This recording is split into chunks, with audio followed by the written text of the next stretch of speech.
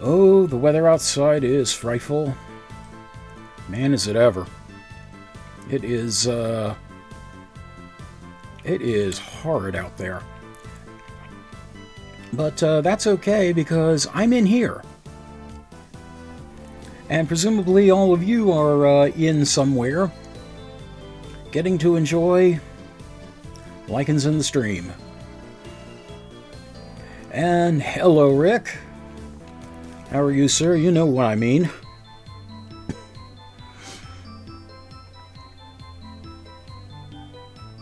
Yeah, just one of those wonderful days when the weather decides to just poop all over everything.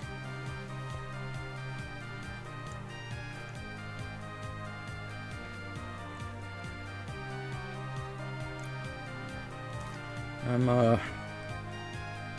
trying to decide here how to arrange all my windows for maximum efficiency.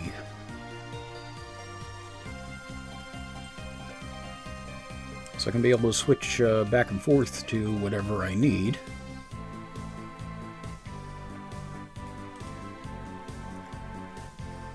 Oh yeah, that's right. Wednesday's supposed to be. Is it because I'm streaming?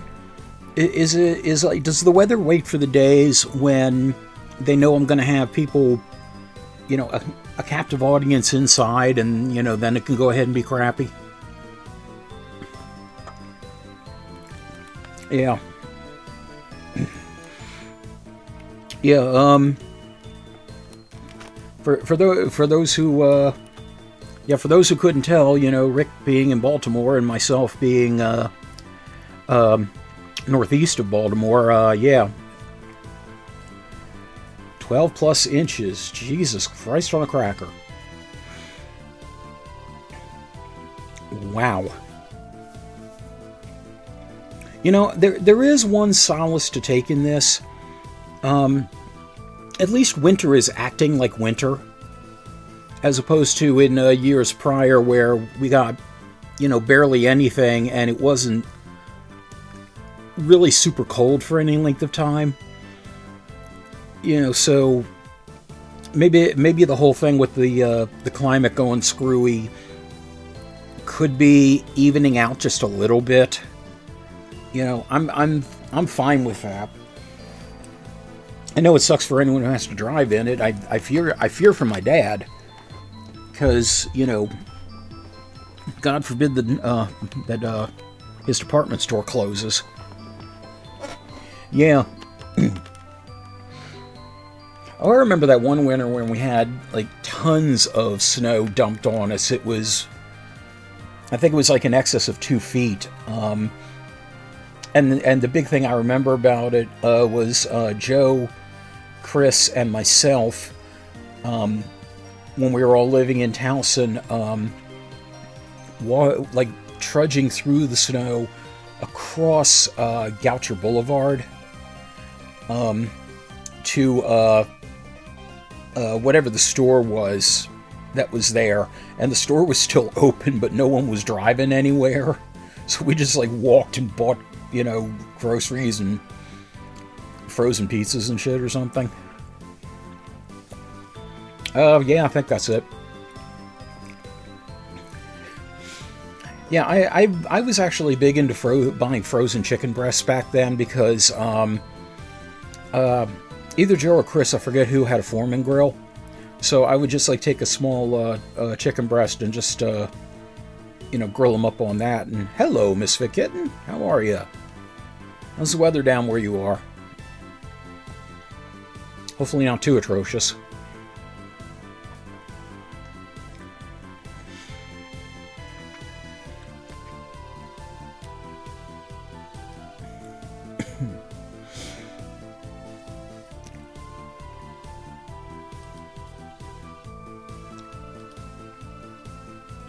Man, I have so much crap window-wise on this one monitor, because the other monitor is going to be having the game in full screen, so the rest of the stuff has to be over here.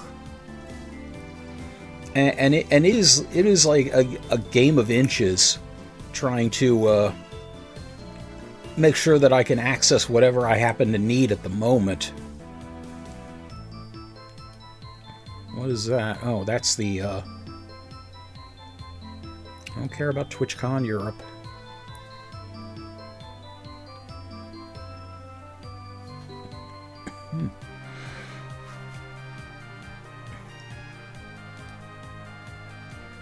Let's see. And, I'm, for the first time in a long time, I'm dropping frames. I'm not really sure what's causing that. Though it could be the rain up here. I'm dropping frames in the rains. So hopefully that won't screw up the broadcast too much. I do, I do keep an eye on the actual stream while I'm playing. So hopefully it won't be too bad. Just let me know if it gets really, really out of control. Oh, PlayStation S controller. Cool. What kind of controller? What's it got? People have seen the controller I use for my fighting games. The Department of Corrections has the hand in my confections. You got your Chrome 45, I got my Cure 81.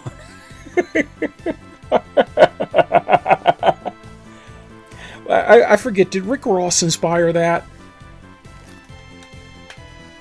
Like Mr. Hustling, but only if the buffet's about to close.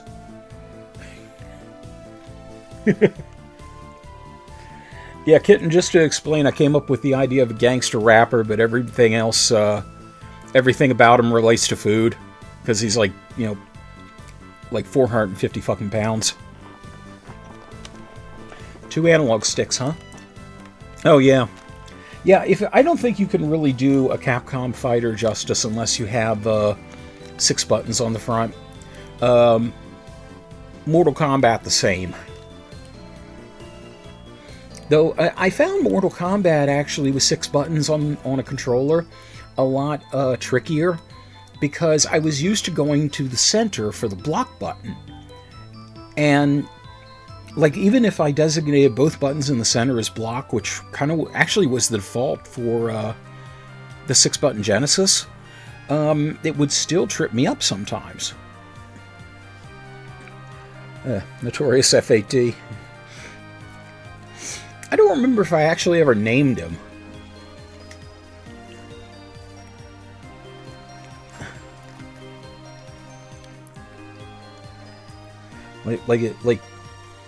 Like see you Los.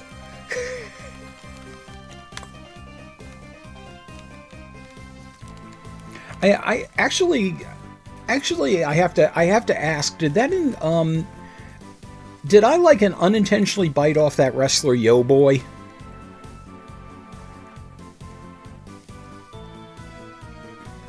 See you light.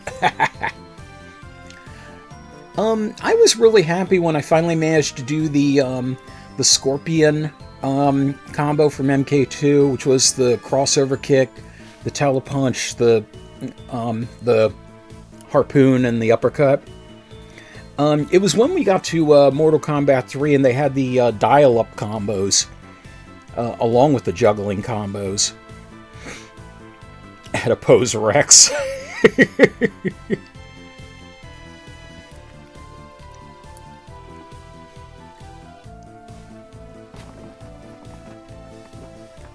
Tubby.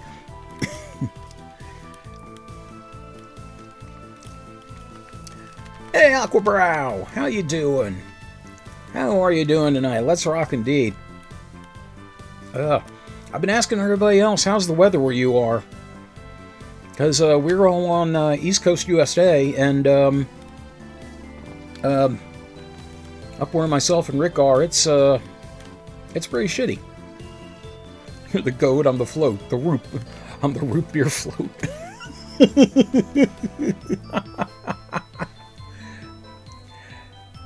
Well, I'm glad to have you here. I don't think anything will top the Department of Corrections got their hand in my confections. Frigid, huh? Yeah. Well, hey, you know, and like I told Rick before, at least winter is acting like winter. You know, with all the gonzo craziness of the climate, I'll take that.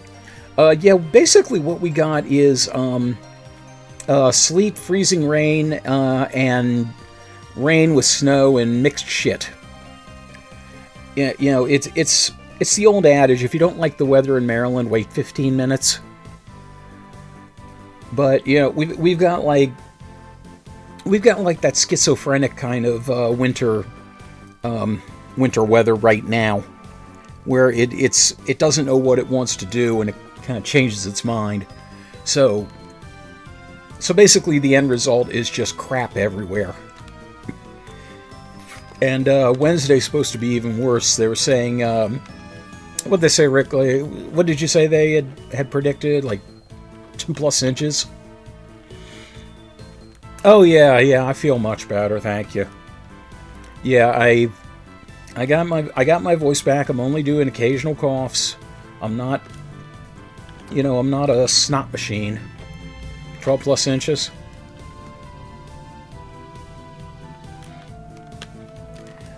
Yeah, I'm glad to finally be over that, except for just the occasional, oh wait, yeah, your lungs here, we got a present for you. Yeah, lovely thought, I know. Okay. Well, you know what? I've been waiting all week for this.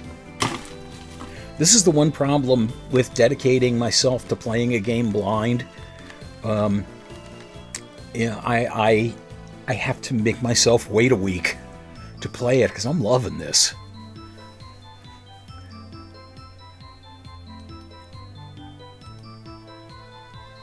Pause, thank you.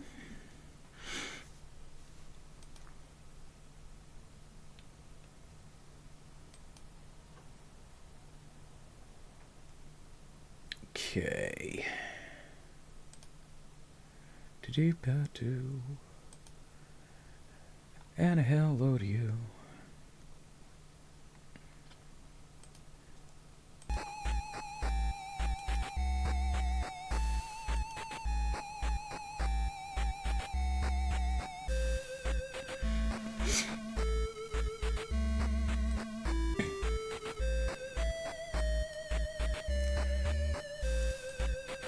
Okay.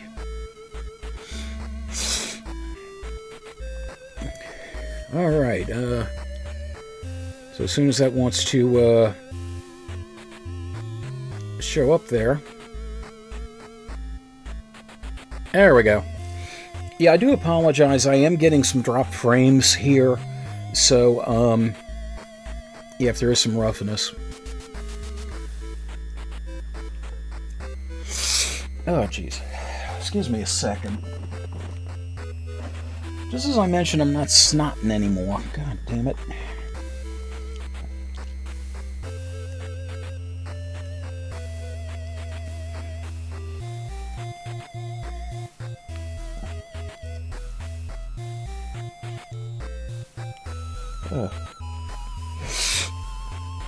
Yeah, I'd like this for an exclusive, folks.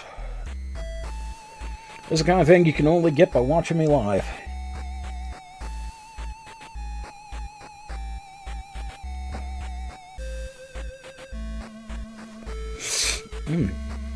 Yes, tune in live and watch Lycanthro Keith wipe the snot out of his nose.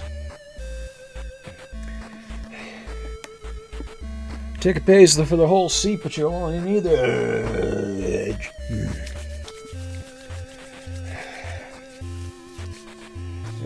Okay. So I say I'm not snotting anymore. For OnlyFans, there's got to be somebody out there that's into that. I mean, Freud was talking about nasal sex. You know, if it was something freaky involving sex, Freud was, on the cusp. Okay. All right. Okay, now I'm ready. Okay. 3, 2, 1. This little mine of mine, I'm gonna let it shine. Welcome back to Beyond Shadowgate for the PC, and we are in the Mines of Mythrock, which was actually a secret area that was a bonus for Shadowgate VR. Now, obviously, I don't have VR, but I'm glad I can still get through this. Thank you to Aquabrow for giving me that bit of information. Nice, Rick. So, we are standing at the edge of a deep pit, which can, only mean one thing. It's all downhill from here. Let's get going. Okay, so I'm going to refresh my memory here and look around. The pedestal has a square indent in the top. Square indent in the top. Square indent in the top. There's a tablet placed in an indent atop this pedestal. Okay, now I remember getting at least one tablet. Let's look at that. This green tablet serves as a power source for Dwarven technology. You don't know how it works, but it does.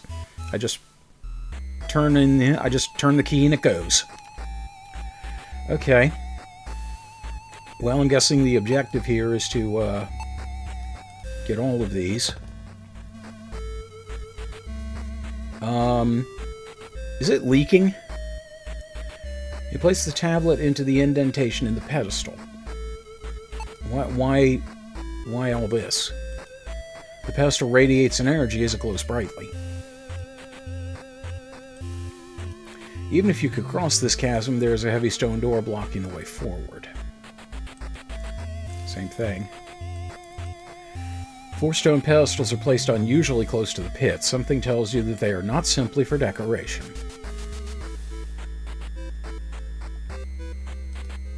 Well, you know what we have to do. With a short sprint, you leap with everything you've got. Even if you could get across, there will be nowhere to go. But that doesn't matter since you don't even get close and scream as you fall into the infinite darkness below. Whoa. Whoa, man, you are ugly even by Skull standards. I'd be afraid to actually... I'm not gonna be shy about admitting this. I'm probably never gonna get into VR. There are a few things. Number one, I don't have the clearance in this room for it. Second, I don't know how easy it is to get a pair of VR goggles that actually will fit over glasses. And I can't barely see anything without these. Like, these are bifocals. Frankly, these are trifocals. I'm trying to see anything through them. But I do see a Canuck named Tax. Woohoo! Oh, indeed. Well, great seeing you, my man. How are ya? Very good to see you. Or my person, I shouldn't assume. But very, very great to see you, my old friend. Thanks for being. Okay, so, I don't know if this was necessarily the right move, but it's the move I made for right now. Hey, what does Odin have to say? Dwarves use mechanisms and enchantments to protect their minds. Stone tablets are the key to overcoming traps.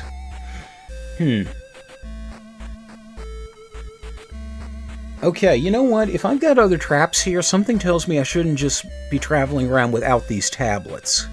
So let me see if I can take them. You take the tablet. You take the tablet. Okay.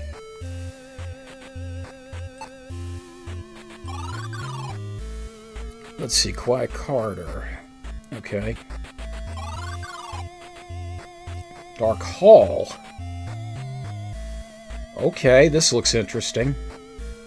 Oh, yeah. I wish I had the bird from the beginning. I hope the bird sticks around. Torch is tightly fastened to the wall. Unlike the rest of the torches in this mine, this one is oddly unlit. Can I take it? You cannot take it. Now use it. I can use it. You grab the torch and give it a pull. It snaps down and you hear a click sound from behind the wall. Clever dwarves. Not clever enough, but pretty good, you say proudly. Oh, whatever. Odin responds, it was unlit, Del. A dozen lit torches in here, and you noticed an unlit torch. Brilliant, he's sick.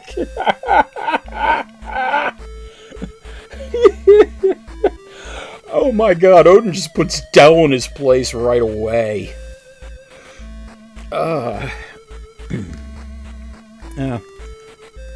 Cosmic fantasy, huh? Not a series I'm familiar with. But it's always good when a series in its entirety becomes available for, a new generation or a generation that enjoyed it and wasn't able to for a long time. That's always a good thing.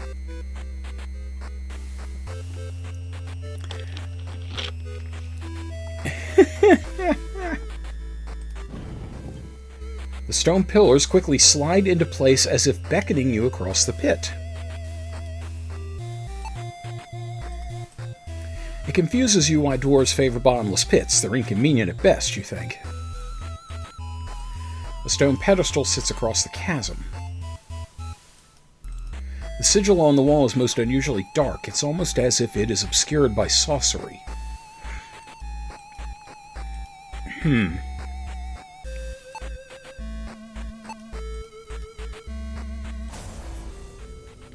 You hold the orb aloft. Energy pulsates from the sphere, dispelling the darkness in front of the sigil.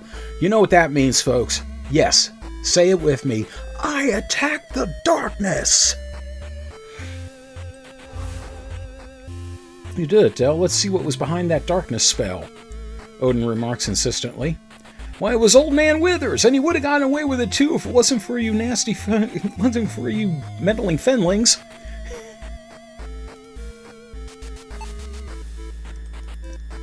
The sigil now emits a warm glow. Okay. Stone table.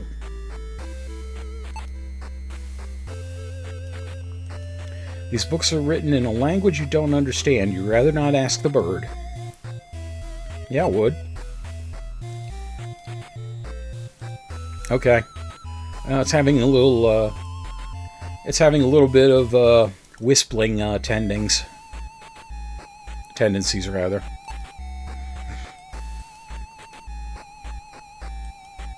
An expertly crafted dwarven mirror casts a magnificent reflection. It's hard to tell which side is real. An expertly crafted... Okay. I'm trying to focus on the thing there.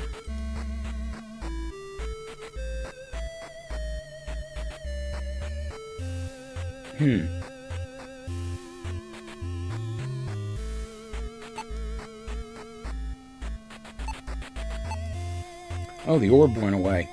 Well, shit.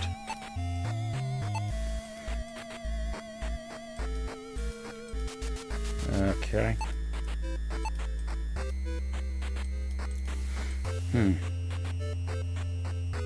Okay, I see what they're doing here. There's a reflection of a couple of things.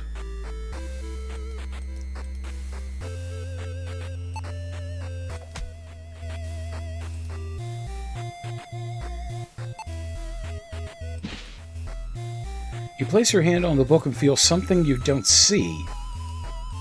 As you snatch up your prize, a key materializes in your hand as if from thin air. You place your hand on the table and feel something you don't see. As you snatch up your prize, a tablet materializes in your hand as if from thin air. Cool.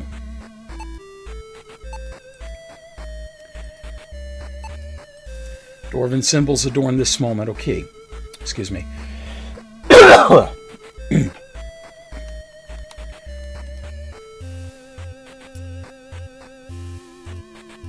The intricate details of this stone stand are awe-inspiring. Listen, I think I'm going to keep doing that. Guess I don't need to do anything with the books.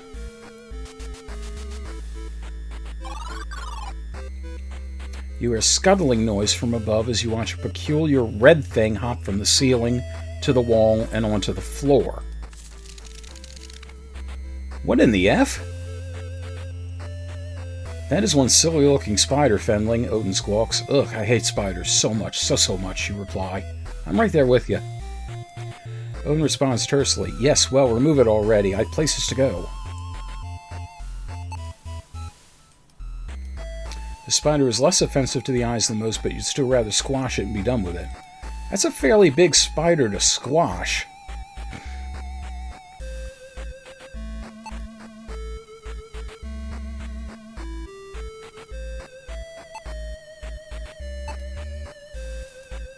Wonder what to squash it with. Creature provided by the creator's 5-year-old. Yeah. Yeah, this was done by 2 members of the original ICOM simulations team and a group called Graph Metal, who did a couple of independent Mac Venture style fan games. So people who knew what they were doing.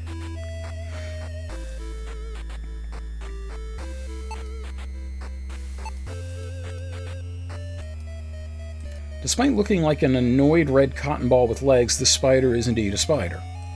As you walk past it, the thing leaps onto your back and pierces your neck with its fangs. Its venom quickly paralyzes you.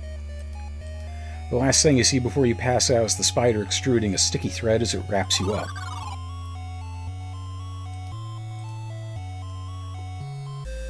Huh. Okay, I can't pull it.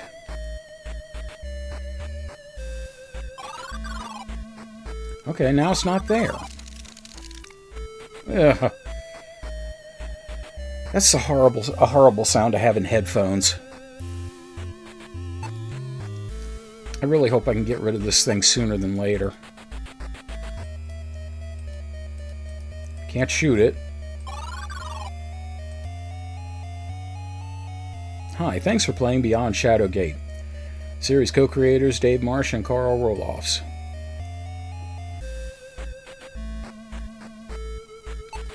This thing is beginning to get on my fucking nerves.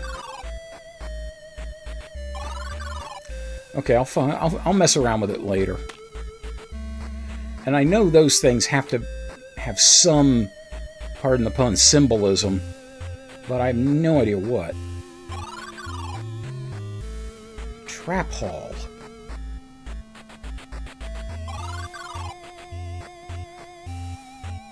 Wait, they both lead to the trap hall?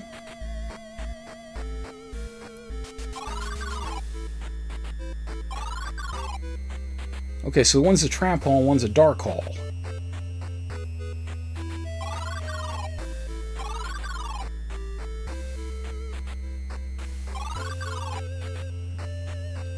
Yeah. Sometimes. Hello, warrior. Great to see you. How you doing? Welcome, welcome, welcome. And I see we got a couple other people watching. Hi. Hello, everybody. Great to see you. Welcome aboard. I don't trust this at all.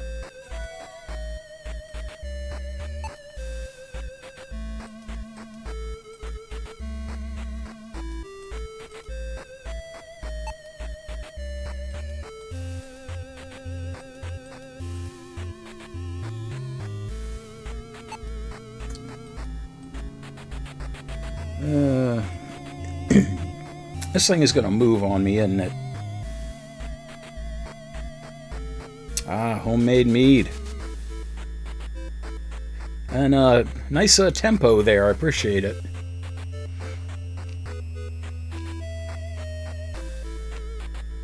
Oh, I didn't realize I could do this with the scroll wheel. That's cool. Juniper and oak. I've been messing around with Skyrim a lot and doing all kinds of like baking and cooking and things like that. So that sounds like ingredients I'd have.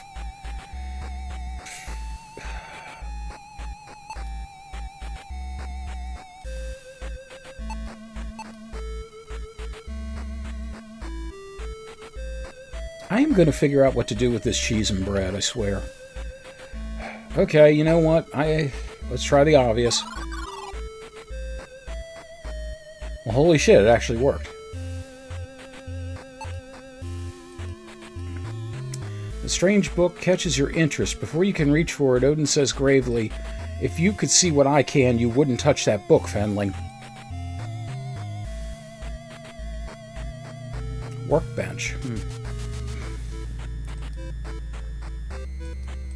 'Tis a large pit. Above it, several stone platforms serve as a dangerous bridge. Trying to look at the workbench. A morbid skull candle shines atop the table. You notice the wax doesn't melt and the flame does not flicker. Oh, I will. I'm just getting the look of the land here. Your interest is piqued by the ancient scroll. It is a small green tablet.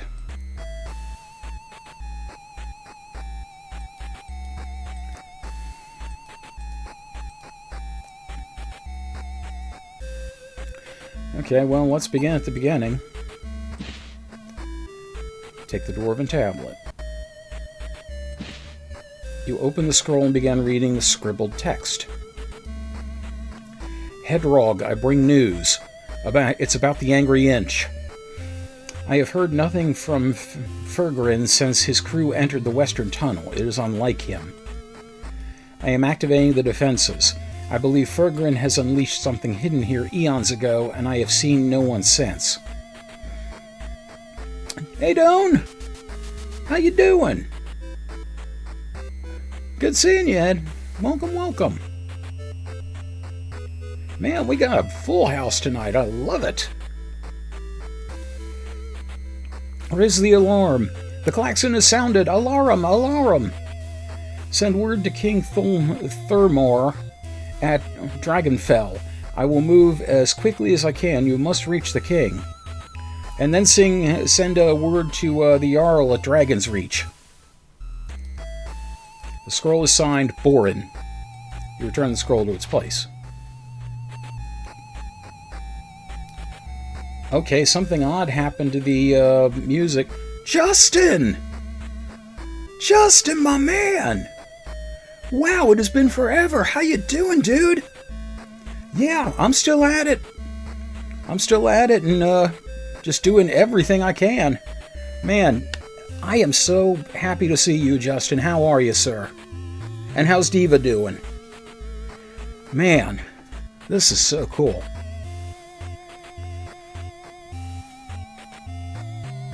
Let's see,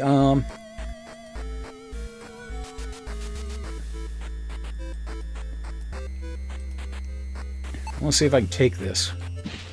Skull candle, I can. You take the skull candle. Okay. Now, who else is curious? Who else is wondering what the hell is in this book? Well, you know what? Take a look. It's in a book. My mind is about to be blown. You quickly flip the book. You quickly flip the book. Fuck.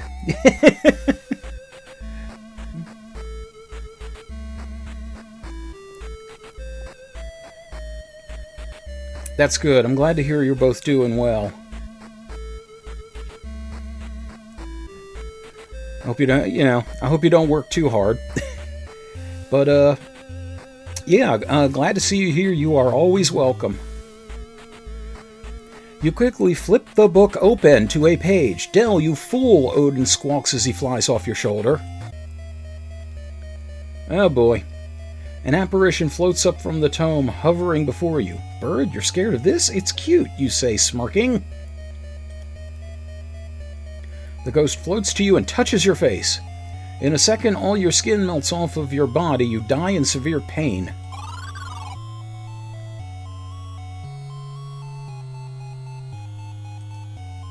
Well then. Okay, well let's just go, Okay, well I already got the, I'm wondering if I can just take the book. No, I wasn't trying to open it.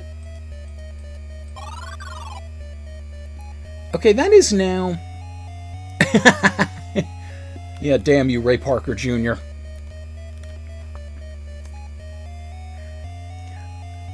Odin's fault for being cagey. I see what you did there.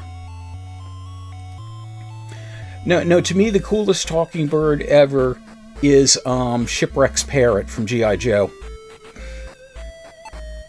Polly, yeah.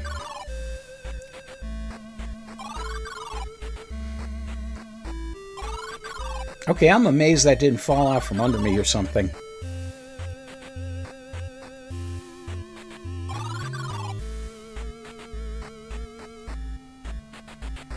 I think I went this way already. Yes, I explored the alcove.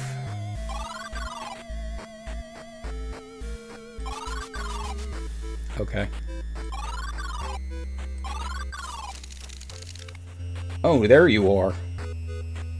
Another absurd-looking spider.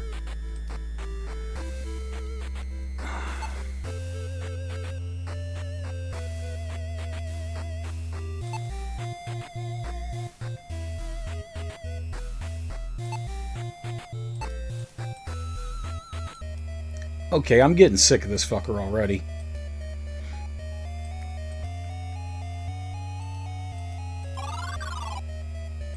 I'm getting really tired of this.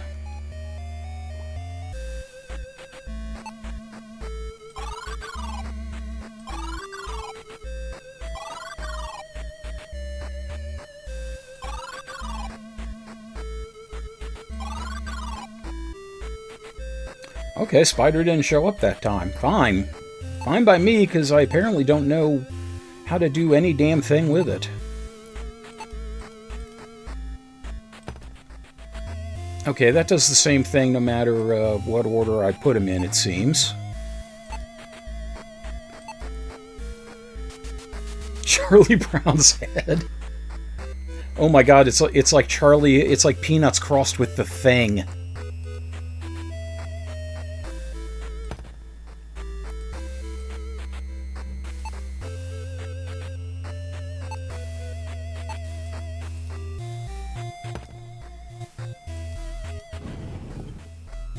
Huh.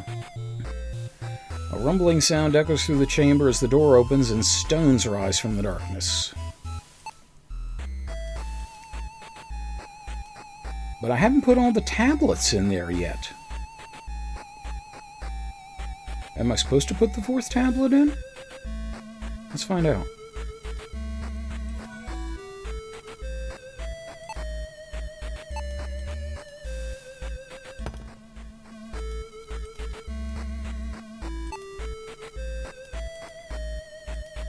Glows brightly. Glows brightly. Glows brightly. Okay, that's not doing anything, so I think I might need to just take this with me. Because there's probably more shit to deal with.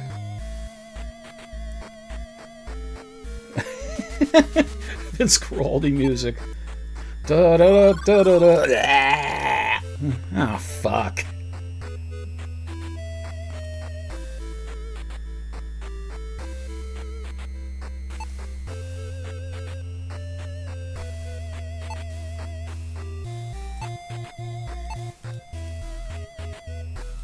No, not that.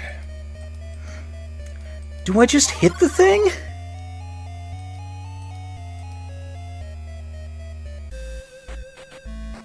This is getting annoying. And I hate that sound. I hate that sound because it's like in the headphones.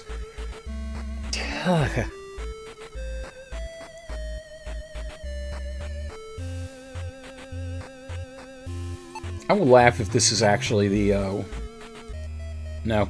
I have to get into the empty sack.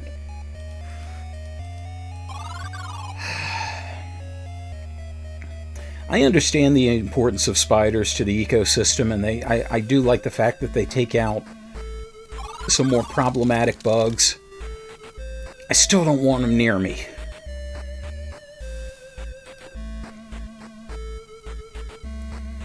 If you want to just like, if they want to just like occupy a corner of the room and catch other shit, then, you know, fine, live and let live. But crawling all over me. Yeah, maybe I can magic it to death. You pour salt on it,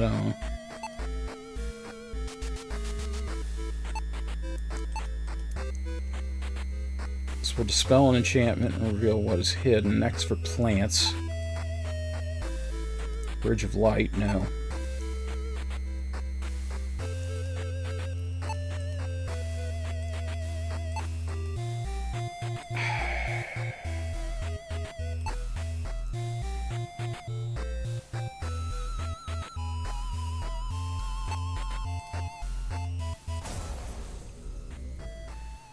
Nothing happens and you remember that your magic won't work here. Will this work here? I can't even pick up the lens to look at it? Shit.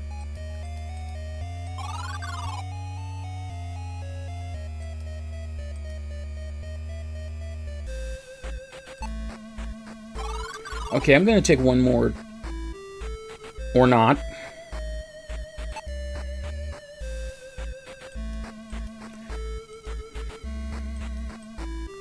Having passed the defenses, this must be the beginning of the Dwarven Mine proper.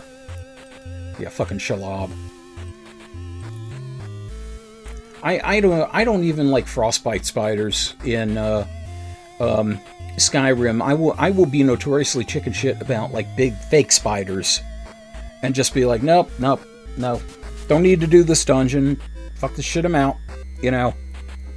Like, the only way I'll deal with them is with arrows at range, and I won't even usually stop them to loot. Or if I do loot them, I'll aim the cursor to loot, but I'll be like this. Like, okay, go ahead and loot. Yeah. The door is locked. You notice a simple keyhole in the wood. Okay.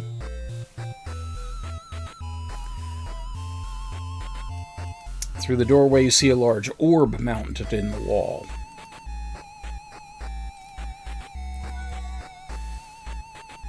Alright, well, let's check this out first. Magic orb. This magic orb is a device for storing messages. Fascinating, but you prefer old-fashioned conversation. Oh, so this is basically a magical email server.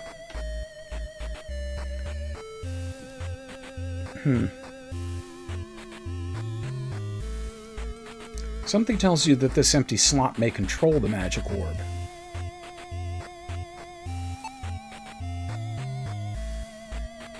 Empty sack. Here.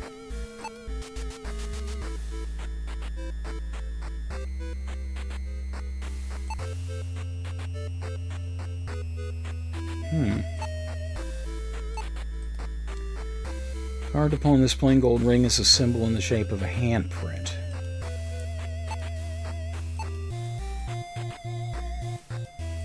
No? Okay. We'll be coming back to that, I guess.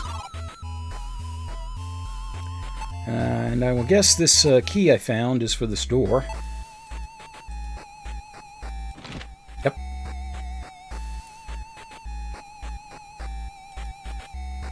And the door is unlocked.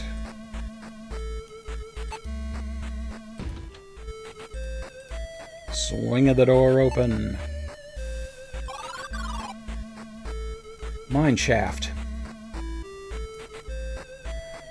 Anytime I hear this, I'm reminded of a one thing I do love about country music is it's their crazy ass titles for a lot of the songs. There was one called "She Got the Gold Mine, I Got the Shaft."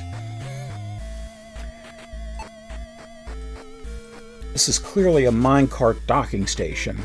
The metal rails stretch off into the distance.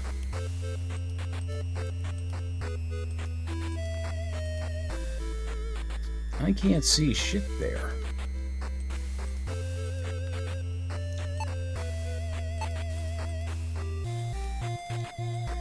Yeah, no luck with that.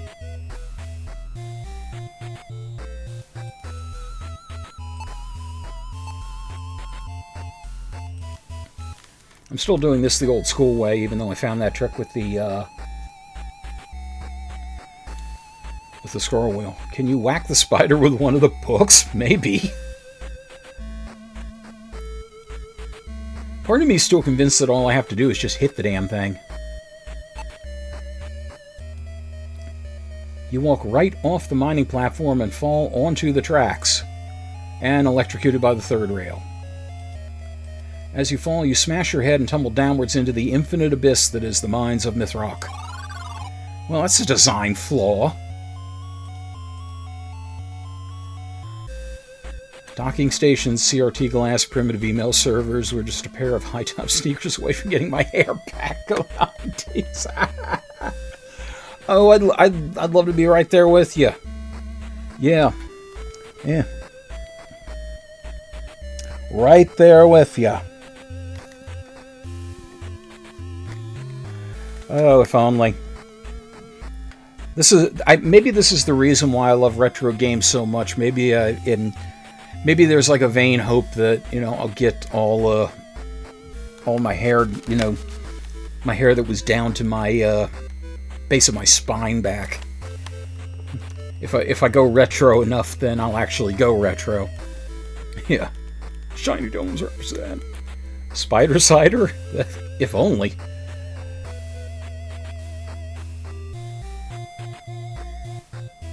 I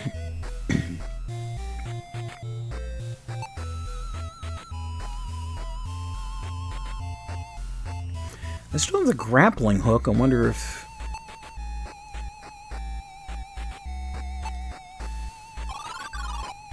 Like, so help me God if the spider's on the tracks. Okay, let's try this. Now it said that... Well, let me try this even though it said the spells wouldn't work here.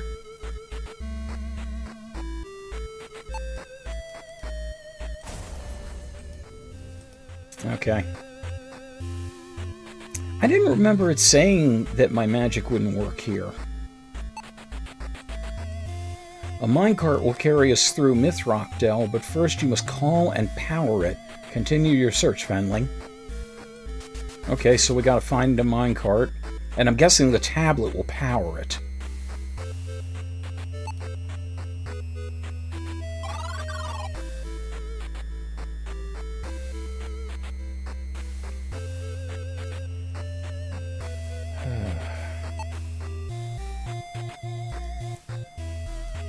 That looked a little suspicious, but apparently it was nothing. Okay, let's try something here. Yeah, I have a theory about the magic orb, and I'm actually going to try it, but I think I will try it in the next episode. So, thank you very much for joining me here. Always a pleasure, and please, always remember, be careful not to step onto the wrong side of the tracks, because it won't end well. Take care. Until we game again. Cut. Okay, quick little beverage, and continue here. Yeah, very true, Justin, very true.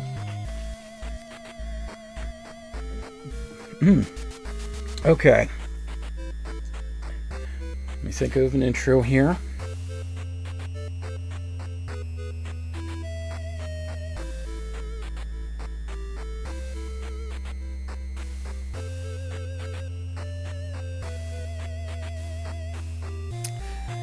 This is so stupid, but I'm going to do it anyway.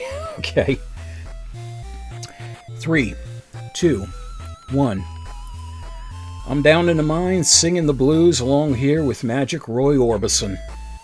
Welcome everyone to Beyond Shadowgate, and I am still searching through the mines here.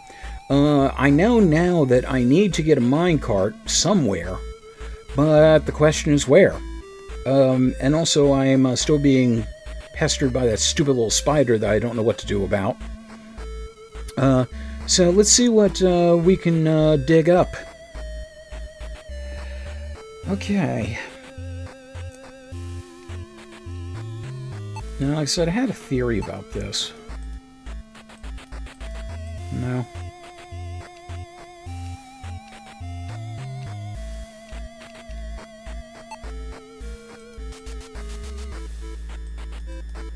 No.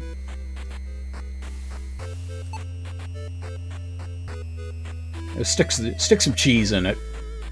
Yeah, that'll work.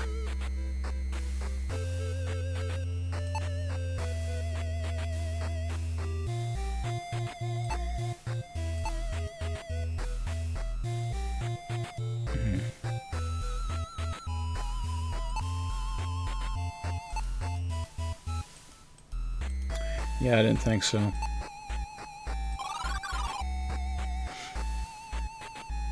Well, at least the spider seems to have, pardon the pun, buggered off.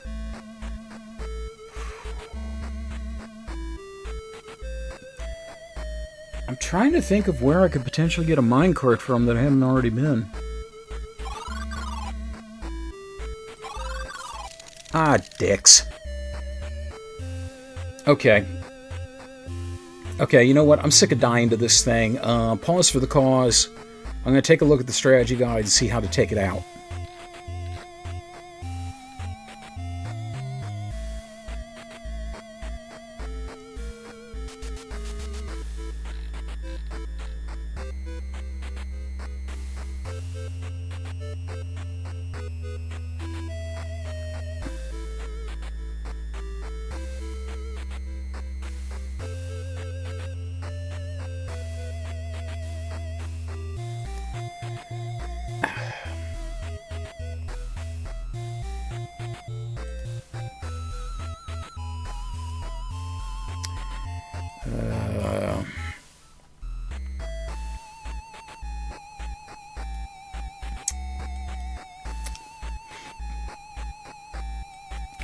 Okay, yeah, I took a look at the thing, at the guide, and, yeah. This is what I have to do. You run forward and give the spider a good boot. I was a fist, that was not a boot. It tumbles backwards end over end until it smashes against the wall. Having had enough, the spider slowly rises and scuttles up the wall and away until it's out of sight. All I had to do was hit the fucker. Really. All I had to do was boot a bitch. Unfucking-believable. Oh, and I also took a look at what to do with this thing, and it's fairly obvious.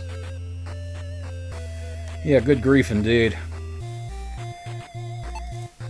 It's fairly obvious in retrospect. You insert the tablet into the slot, so magical key card. The orb comes to life as an image begins to form. It looks like a bald pharaoh. The face of a dwarf appears on the magic orb. His concern is obvious. A voice comes from the orb. He bites free ready. Where is King Thermor's legion? The defenses fail, Hedrog, and the shadows lengthen. Do not forsake me here. And then the signature line, ask me how to get $5,000 every month. Signs of destruction grow with each step. What was released is no mere beast. I'm a poet, and I'm well aware of that fact. No, it is nothing less than the Dark Wizard. Oh boy. Do you hear him? His voice is a lilting aria that pulls at my will even as I ready the few last defenses. Ultar, are you listening? Can you feel me near you? Help me down, you're my only hope. I have done all I can. He calls to me, Hedrog, but I will not answer. No, he shall not have my soul. I will deny him this with my last breath, holding my last breath. Deep inside myself are all my thoughts of you. The final words spoken, the orb powers down. You hear the sounds of grinding steel distinctive of a minecart slowing to a halt. Odin chimes in. Dark times indeed, but what matters to us is that a minecart should be ready for us. Let us go, Fenling. There is nothing that could have saved these dwarves. Okay. The tablet is stuck firmly in place. Whoops. Well, hopefully I'm not going to need it again. Oh, you! You! You pesky little shit. Fuck you. Well, so if I run into a if it's a giant spider, then I either need a spell or, you know, I need a spell. If it's a small cider, then If it's a small spider, then I need spider cider, and if it's a medium spider, I just kick it the hell over. Nice to know that there are protocols for these kind of things. Boot to the head. That line was so Castlevania, clocked me with a boomerang to chiptune puck. I love the way you say things, Justin. Please say more words. You are so wonderfully elegant. You are so wonderfully eloquent. Eloquent, even. Yeah, I like cider. The problem with cider and me now, though, is it's too sugary. So I'll go for a hard cider every once in a while. Those seem to not have a lot of sugar in them. Okay, so let's see what we got. The minecart is ready for you to enter. Anytime you're ready, Fenling, Odin says with a hint of annoyance. Fuck you. Okay, we are on the cart. And we apparently have a moonshine still powering it. A psychic tiny spider, then it's a small, medium, a large. Yeah, oh god, if the spider had a gun... My god, what if, like, the fourth time... Okay, now I'm curious, like, if the fourth time that I go back and kick the spider... And it comes back, would hold a little revolver with the safety off, and like, oh, I'm gonna kill you! Oh, that would be so amazing if it did that. Little tiny crossbow.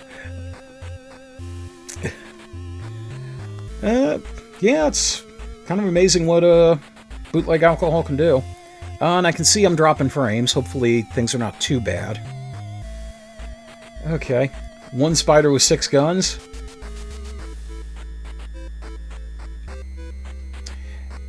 That reminds me of Puppet Master. There was in Puppet Master 3 there was a cowboy puppet with 6 revolvers named Six Shooter, but he also had 6 arms, so 1 per arm. He was my favorite of all of them. I'm assuming they didn't intend to put it in, but I would laugh my ass off if it was there. Okay, so let's see what we got here. It looks like a traditional coal furnace, but you don't see any soot. It must run on a different source of heat. Okay, zip. Come on, Rusty, still in an abandoned mine. Take me on a journey as if the nothing never was. Oh, Boondock Saints. Oh, I forgot about that. Charlotte's Web 2, it's on, bitch. This lever must activate the cart, but it will require power to move along the tracks. This cart is engineered better than any you have ever seen.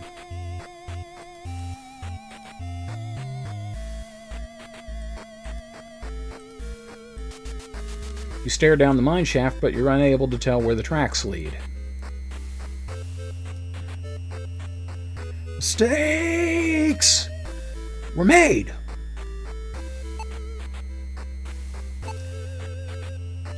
Feet of cheese.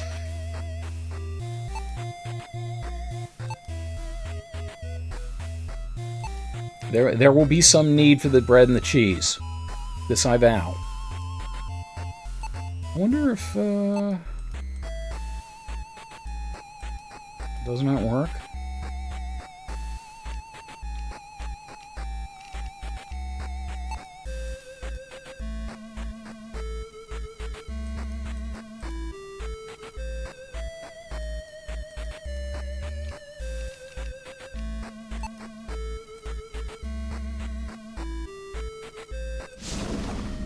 Well, I'll be dipped. You place the candle flame in the furnace. You hear a loud whoosh as the furnace ignites and rumbles to life. Okay, then.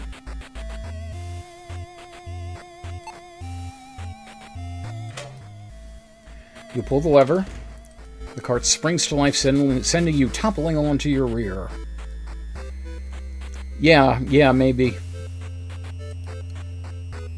Brace yourself, Del. Odin cackles from his perch on the rear of the minecart. On rails. The cart travels faster, deeper into the quiet darkness of the mines of Mythrock. So you see, Del, that's how I came to be in the cage. Terribly embarrassing, really. Oh, I guess it's the denouement where, or the pause, rather, where we can catch up on backstory. You tell me, Odin. That's telling one too many people already, you reply. You told me, Odin. That's right. Time passes. Several hours later. It's a giant mouth, bird. Why does a giant mouth have wings? And it spits fire? Is he talking about the Rolling Stones logo? Or the Mick thing from Kid Icarus? Stop shouting at me, Fenling. I was expecting a sorcerer. You figure it out. Odin squawks in your ear. More time passes. Several years later. Yeah, seems like some token's been done. I was keeping the baubles safe, really. Have you ever been to Gwynenthel, Odin? I didn't think so. Well, who am I to call you a thief, Del? No one, that's who. That said, you sound like a thief, Odin replies. Eventually, the cart slows as it approaches an empty platform. Mine station. Well, that was enough excitement for one day. Quick, Del, let's be off this cart. I'm uncomfortably motion sick, Odin says slowly.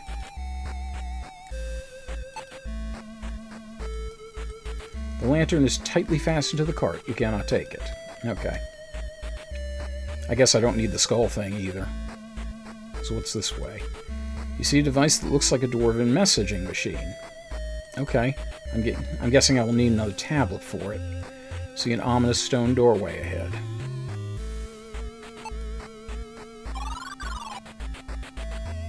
Okay, mine exit. An inscription reads, "Only the master of the endless circle of time may pass through this door."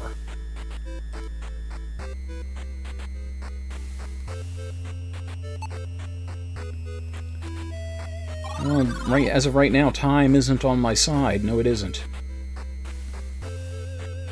Bill. Mine vault. This must be another messaging device, but the shape is unlike the previous one you saw. It reminds you of a safe. There's a large button here. Not exactly a red candy-like button.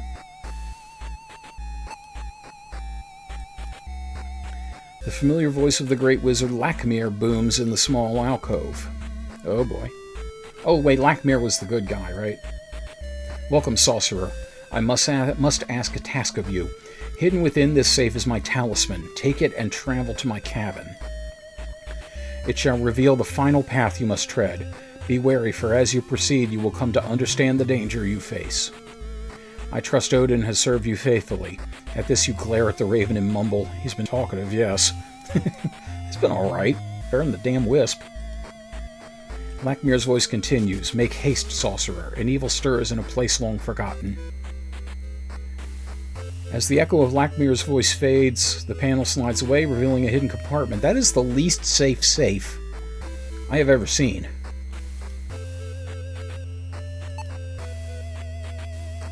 The device opens to reveal a blue and red hexagonal talisman. It is an unsafe, yes. We take Lakmir's talisman.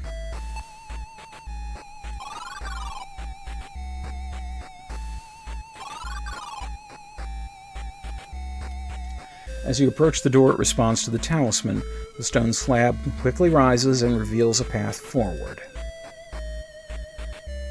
Aru. You see the moonlight reflecting off two fang-shaped spires. Mountain Peak. Well, don't this look fancy? You are now Bill. What's one more portal, you think, as you prepare yourself to be warped across Kaltorlin once again? You find yourself on a plateau outside of the mines of Mythrock.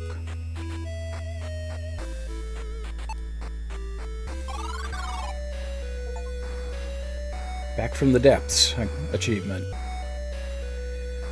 Yet another dimensional warp later, you arrive back at a familiar location. Don't forget, I'm still here, Odin chimes in. I'll see you through this until the very end. Don't you worry, Dale. Yeah, assuming you don't, die or something. Okay, back to Lakmir's cabin. Now let's see, were any of these signs and symbols that you cannot decipher? Circular indentation depicts a sorcerer's arms held high to the heavens. Engraving on this octagonal plaque looks like an ordinary decorative handprint.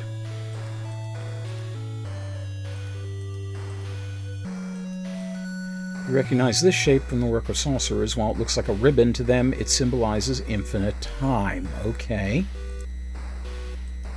Moon!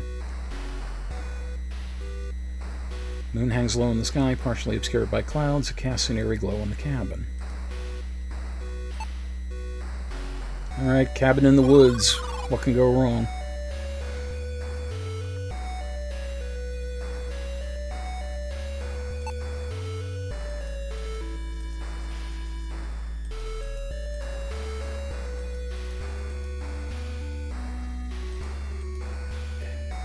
More celestial symbols fill the cabin. The owner is fascinated with the passage of time, or perhaps obsessed.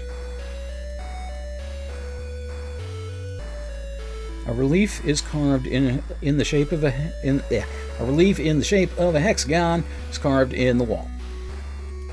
Yeah, there we go. Well, that's fairly obvious. You place the talisman into the slot, and it fits perfectly. But nothing happens. Something isn't right. Gimme.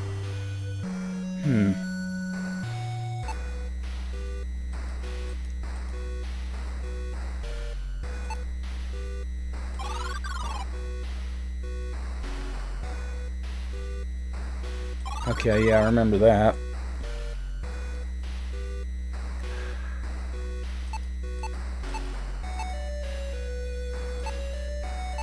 Take a look here first. Nothing.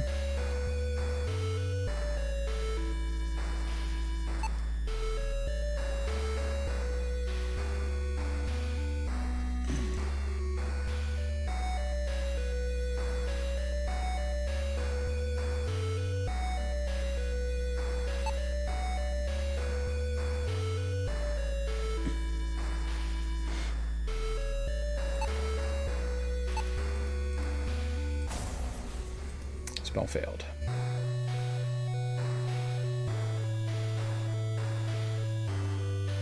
Okay.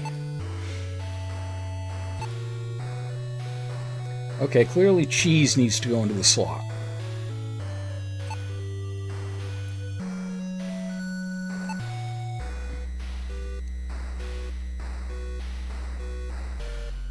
Let's look at this again.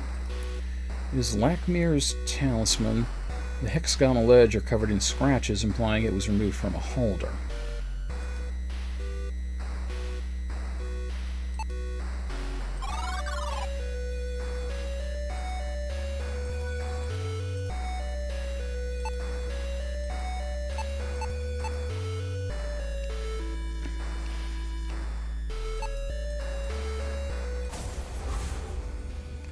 You say the magic words, but nothing happens.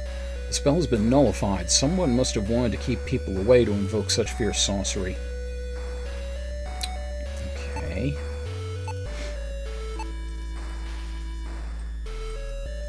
does not work.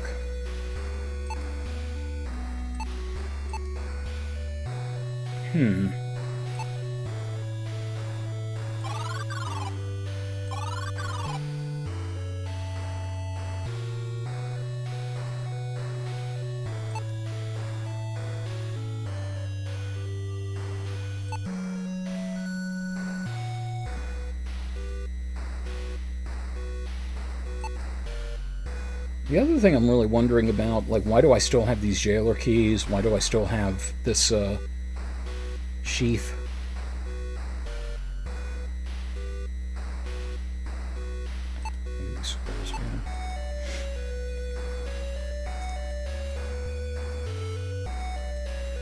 Okay, that's how to get rid of the Phantom.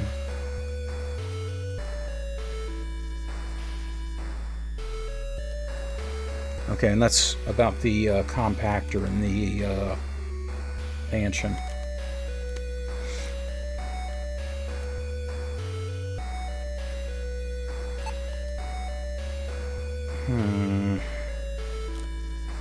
Any ideas, folks? Would absolutely love them. Because I'm a bit perplexed here.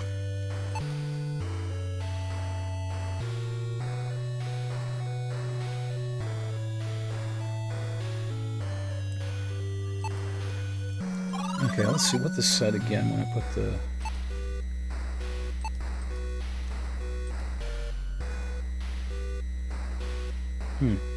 Wait, do I need to use... Maybe I need to use a spell on the talisman.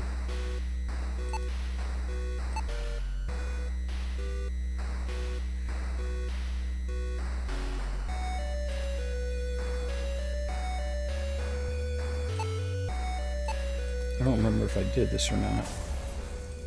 No.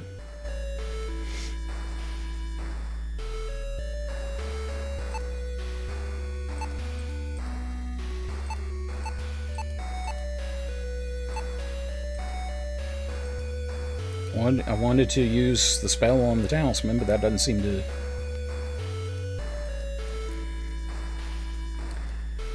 Something that had a handprint on it.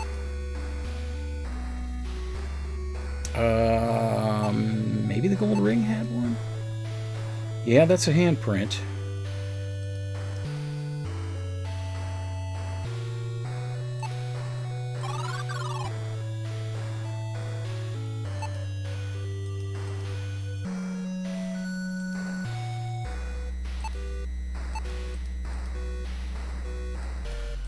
No?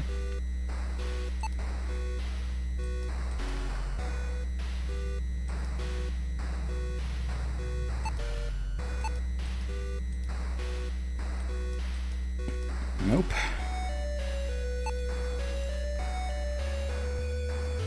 Alright. Be right back. Strategy guide we go.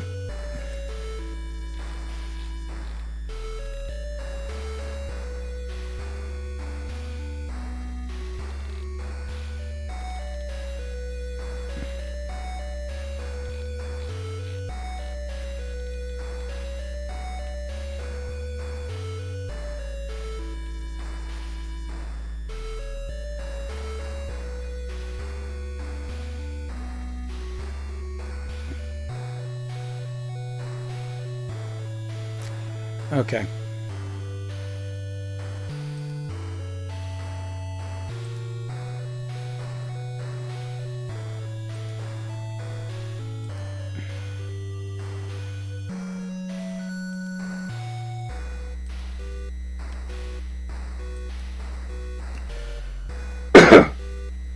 Okay.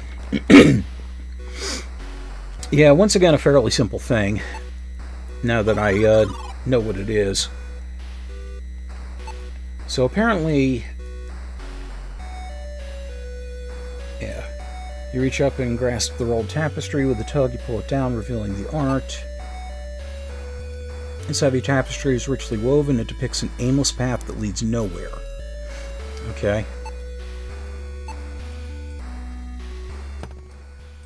You place the talisman into the slot and it fits perfectly. A sunburst of light blinds you temporarily.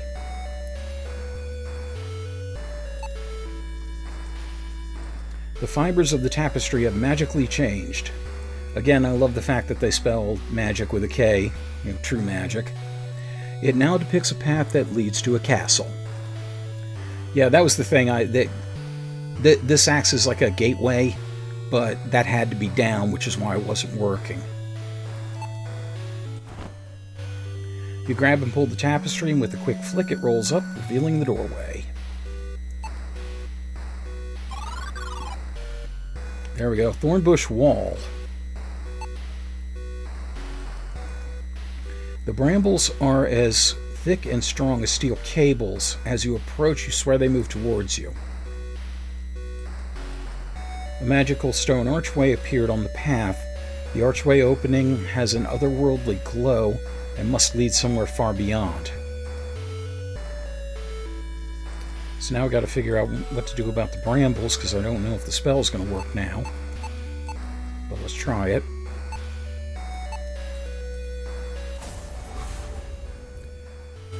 Nothing happens.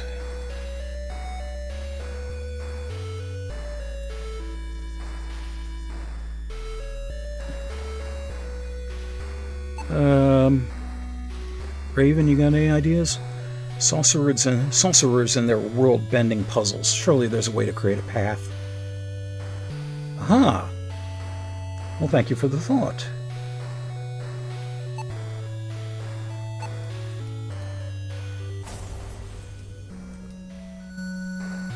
Welp.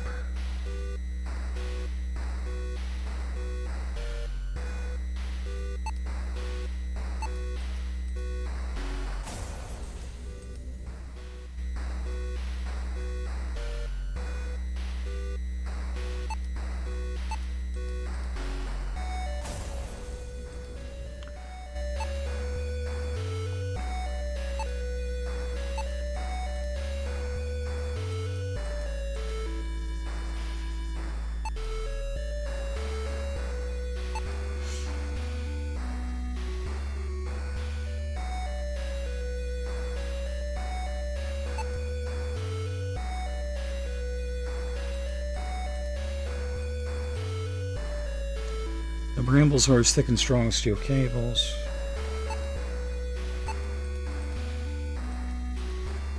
No.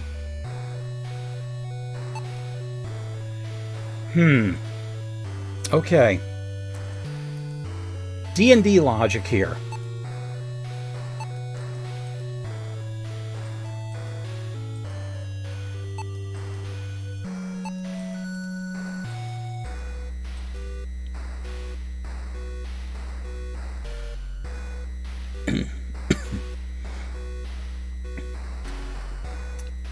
Well, apparently Dirk wasn't daring enough.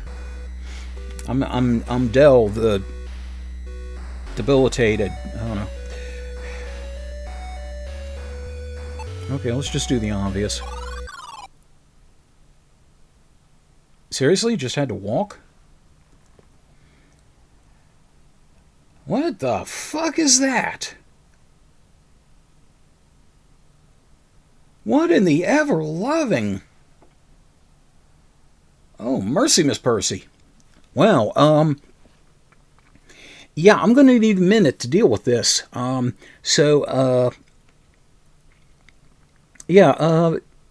going to process this, and I will see you next time. So thank you very much for joining me on this journey. And always remember... Yeah, I got nothing. So take care until we game again. Cut.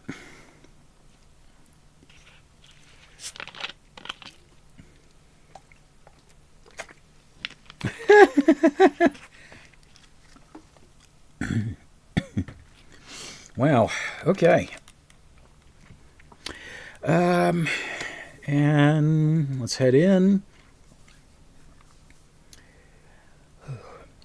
3, 2, 1. Welcome back to Beyond Shadowgate. I got nothing. I mean, just look at what I have to deal with here. You know, fill in your own intro, because I'm stymied. Wow. So anyway, yeah, we escaped the mines. We went through Lackmir's cabin, and we are now facing a gatekeeper of what I presume to be beyond Shadowgate. And this thing is all kinds of a mess. So, without further ado, yeah. Okay. As you push through the brambles and into the passage, you emerge to find yourself face to face with a terrifying creature. No shit. You are paralyzed with fear as the creature gazes upon you. You can tell it's thinking as it looks you over.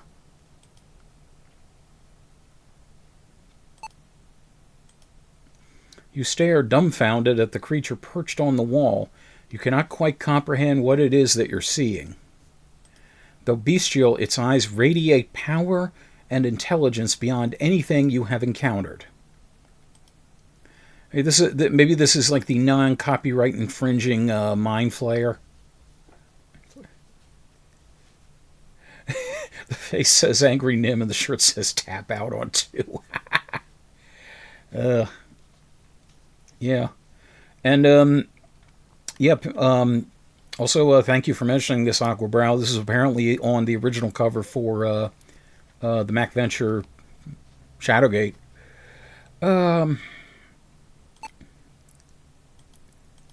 Looks like it's onward to the great beyond for us. How exciting! You speak to the eldritch creature. Oh, God. It is eldritch. It is a fucking mind flayer.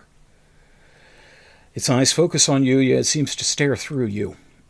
Welcome, Savior, it says in a raspy voice.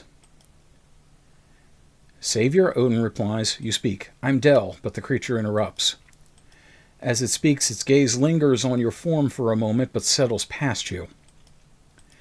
I know your name, Fenling, and your pet. I do not address you. Huh? Pet, I am a guide, Odin squawks in protest. But the creature pays the raven no mind. But what about him? What about Raven? It continues. 35 years ago, the saviors and their champions came. The champions had names. Jair, Eric, Del.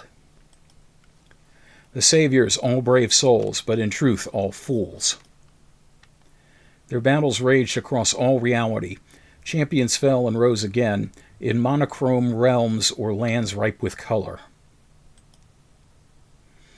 Across multiple dimensions, monochrome realms or lands ripe with color. The original Mac Venture games were black and white. The NES games were in color, and I think the PC games were black and white. I'm not 100% sure about that, but yeah, that's a nice callback there. Across multiple dimensions, the war repeated. One story, warped, retold, and replayed infinitely. The truth misunderstood. Cal Torlin celebrated each story's end as the true victor was banished. Its voice becomes grave. The stage is set, and the final act begins. Will you deliver this land from evil? Of course I will. I have cheese. Or will you plunge it into darkness? Savior, the story ends with you. Steel yourself. Lead your Fenling and Raven into battle. It's talking to me. Holy shit, it's talking to me.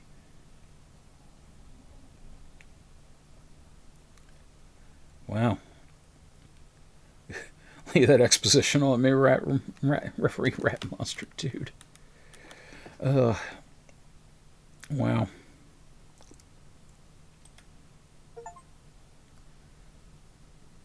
Face to face, confronted the gatekeeper. Its final words spoken, the creature vanishes.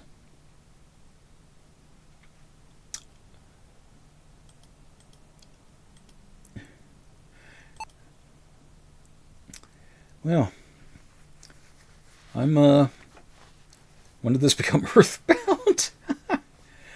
Well, I'm breaking through. I'm bending spoons. I'm keeping flowers in full bloom. I'm looking for answers from the great beyond.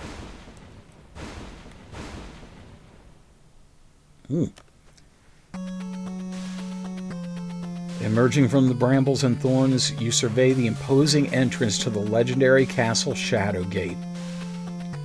Wow, it's been a long road getting here, but it's a far cry from over. The ancient towers of this magical structure rise into the skies, powering the fearsome storm overhead. Smiling at your accomplishment, you are not sure how it worked out, but you are proud that you made it. Well, don't be too proud yet. You see a door ahead.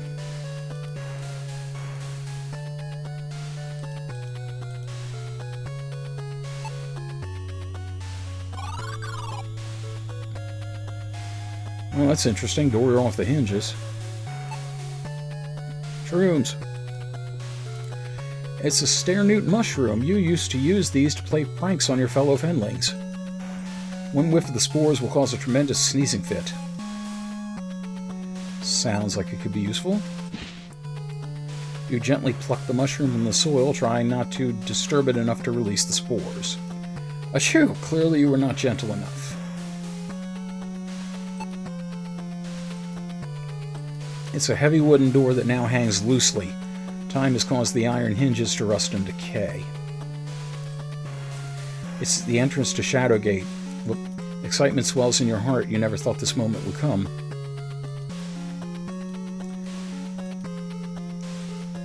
So the skull risen up, and that was where the key was, which was about the dumbest place to hide a key, just short of in a car behind the visor. Is that takeable? No.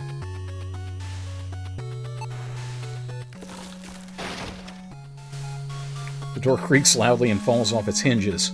The musty, stale air that pours from the hall causes you to gag and cough.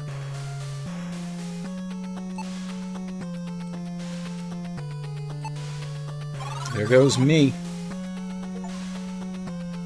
Behold Shadowgate. A sense of dread overwhelms you as you have the feeling a malevolent power is watching you. Yeah, in the original you'd have the eyes up there and someone talking to you.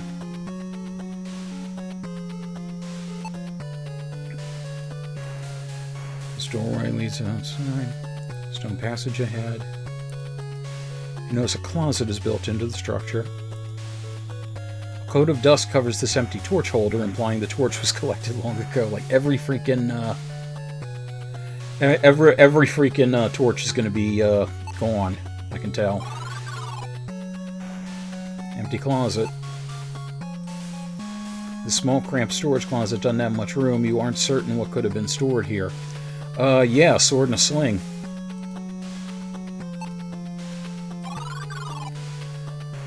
So basically we're doing this long after somebody originally went through.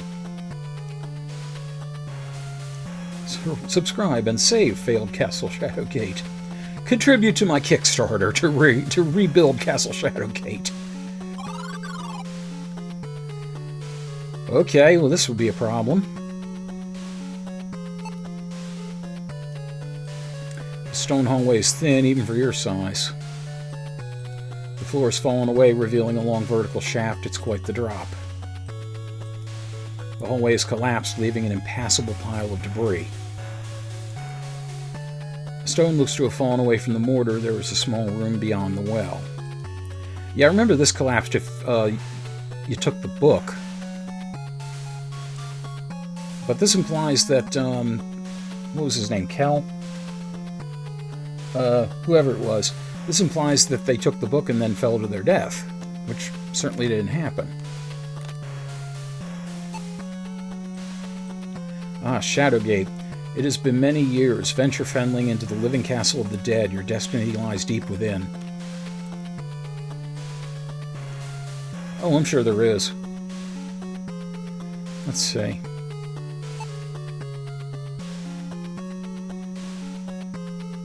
Wandered up got something. Well, you get surprisingly like paint a mail pole from distance. It reminds you of the staff. No, Castlevania is the living castle. This is the dead castle. You know, this would be on like zombie flippers. Or zombie house flippers, rather. I wonder if I can grapple. No.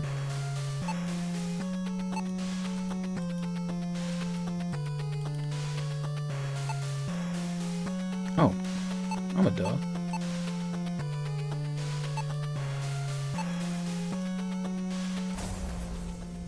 Spell failed. Former shape-shifting asshole castle. I think that was still Castle game. That was still Castlevania. This fall on the CW. Oh man.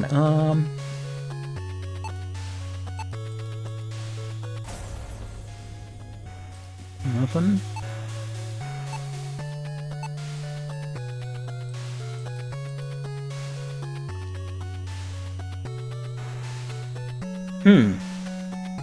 I wonder.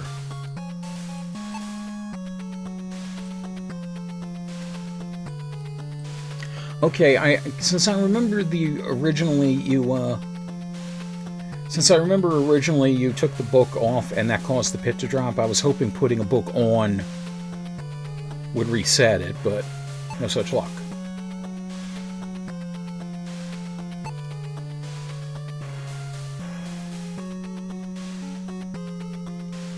I wonder if I can pole vault.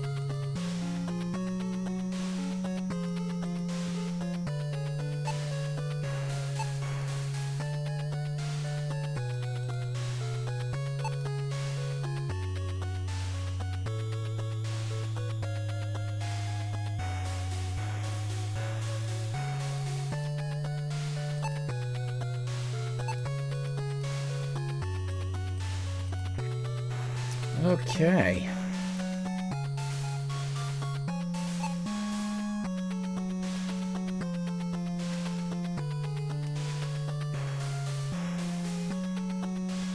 Yeah, me too. You know, I can say, "Hey, I'm a magician," but you know, my stuff doesn't do squat. Souvenirs, novelties, party tricks.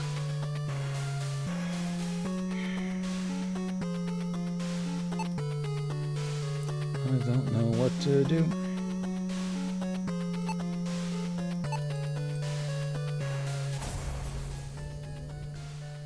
Nope.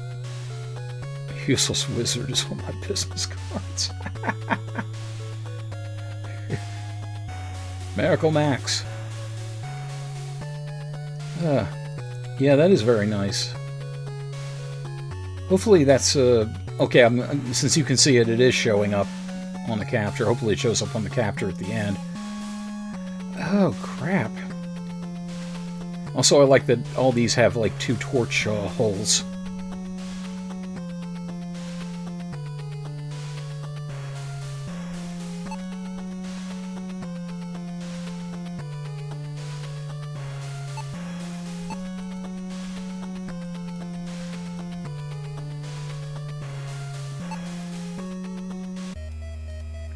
You take a few strides and attempt to leap across the pit.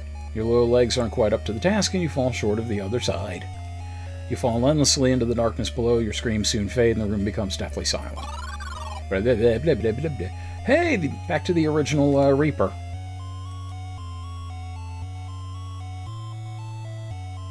Like he's looking off to the right there.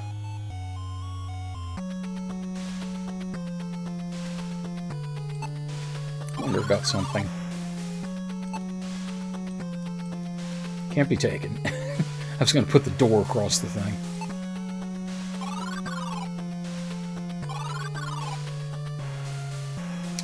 Okay, well, you know what this means. One moment.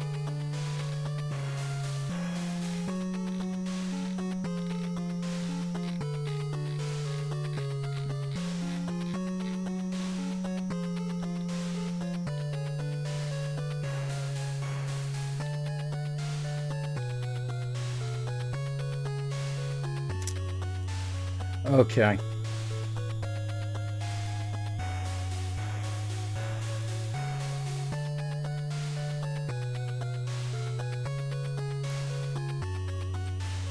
Wonder if Def will thank me for playing and tell me who the creator is. That would be nice, yeah. Yeah, I failed to notice something up here. The damaged ceiling has revealed a structural beam. It looks like a sturdy anchor point.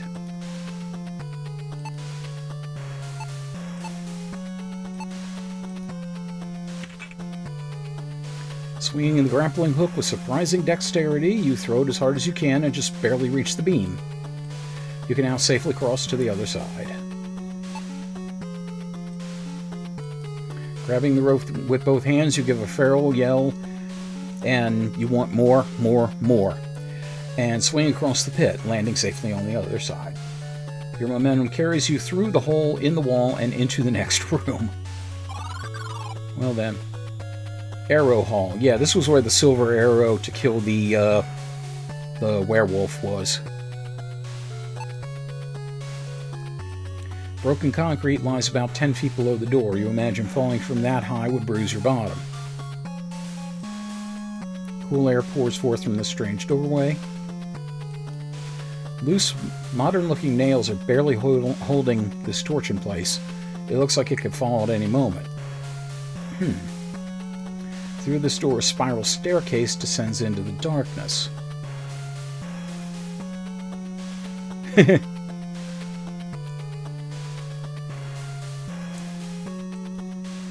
coat of dust covers this empty torch holder, implying the torch was collected long ago. Well, if this is loose, I wonder if I can take it. I can! You grab the end of the torch and with a gentle pull, take the loose torch off the wall. See what it says about it. A solid metal construction and paint on the handle tell you this is not a torch, it seems more like a lever. Ceiling mounted central air duct, yeah, pretty much.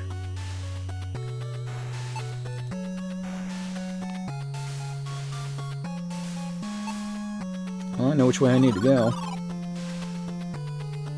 Hello! Undead Chasm. You see a creature standing at the edge of the chasm. It turns to face you, then starts to crawl closer and closer. Slowly it turns, inch by inch. You don't like how it's looking at you. You start to wonder if it's hungry for a fenling.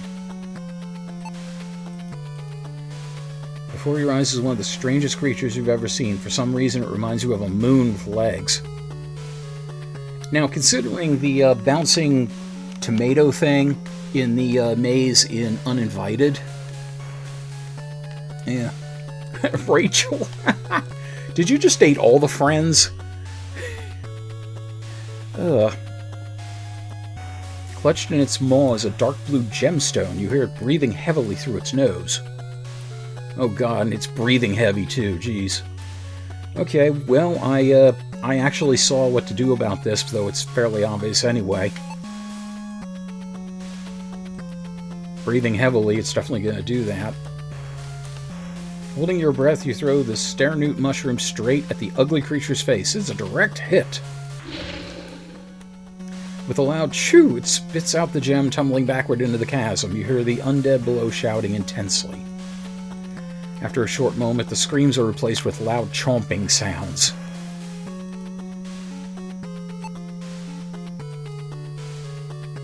While the gemstone is covered in monster slobber, it has remained pristine. Yay, slobbery gems.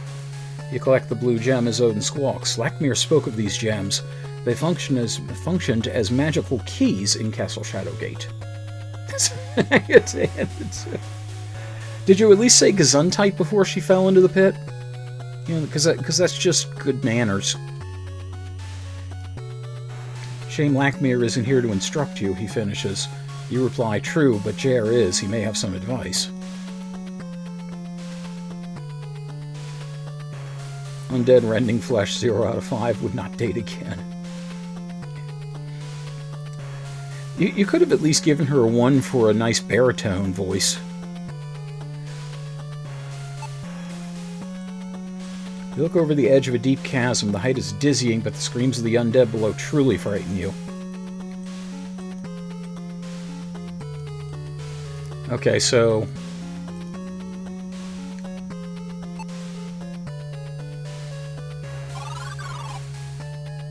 Nothing to be gained there. Okay, so with that other path blocked off, let's try something here. So yeah, I only have the one way to go.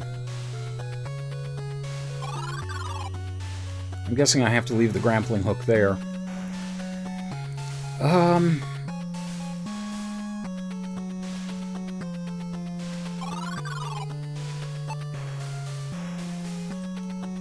You failed to take it. Okay. Yeah, I guess that has to stay there now. Alright, well that's fine. Let's see.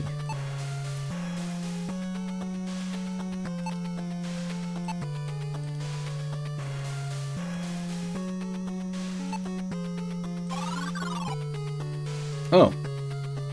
Well, there you go. The pen. Cool air greets your face when you enter this stone chamber. A slithering noise causes you to halt and hold your breath. We were on a break. The master would not approve.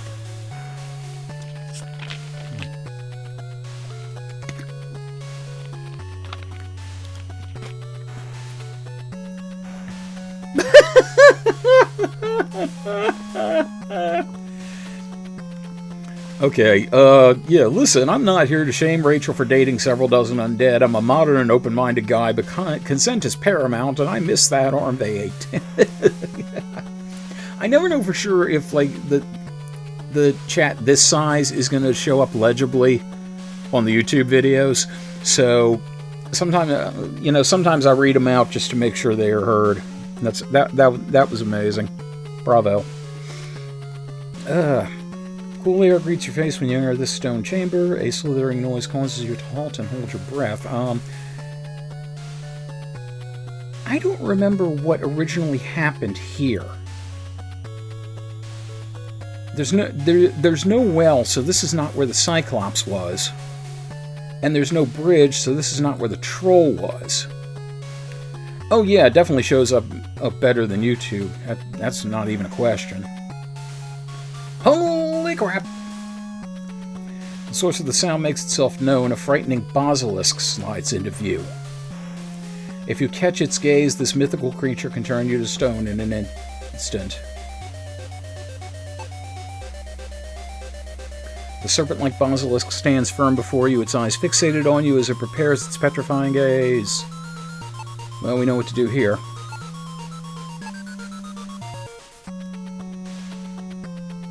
Before your fate is sealed, you shield your face with the tray and run towards the monster, reflecting its gaze. Intense heat sears your fingers, making you drop the tray. However, your plan worked, and the basilisk petrified itself. Jeff? That was Jeff?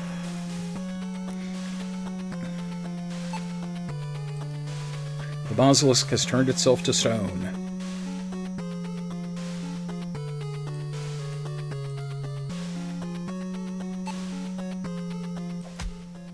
That only hurt your hand. See, I'm wondering if I can do something to take this.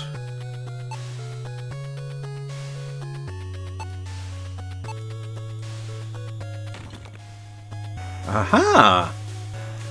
Thinking quickly, you swing the pickaxe behind you and drive it forward into the center of the petrified monstrosity. Fractures radiate outward from the axe, and chunks of stone crumble to the floor. It worked. Only a bright red horn remains. Yay, good on me. Damn right I'm taking his mohawk. Justin, considering what it almost did to me, I saved you a whole lot of agony. You know, I mean, you would have never fit into an Uber, you know, after it petrified you. The red horn sits atop the remains of the basilisk. The horn is a deadly thing on its own. Bee horn. You carefully grab the basilisk horn. A basilisk horn is a prized item for alchemists. The tip of the horn can turn any living being to stone instantly. Sweet.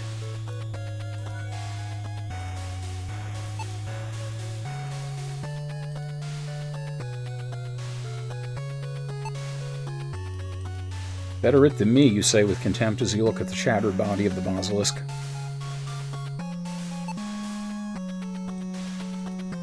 door is locked tight, but you don't see a keyhole.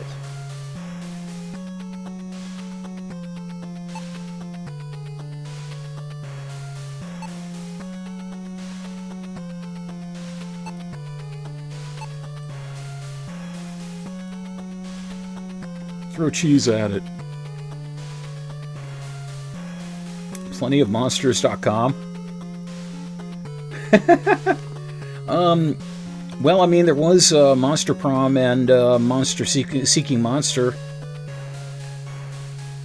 Those would be cool games to do with some multiplayer one time. In the meantime, I might buy that domain. Nothing happened. Can't throw cheese at the door and have it open. Damn it.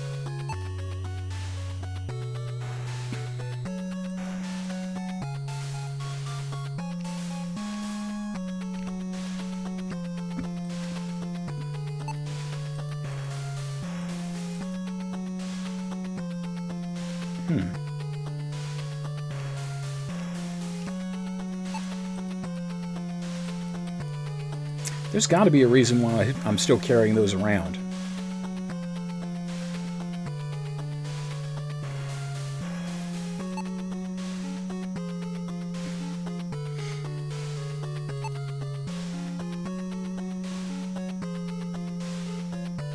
It's locked, but there's no keyhole, so...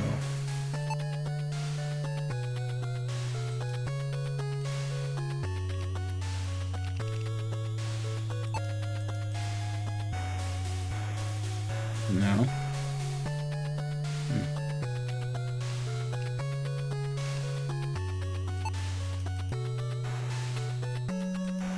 Can't turn the door to stone.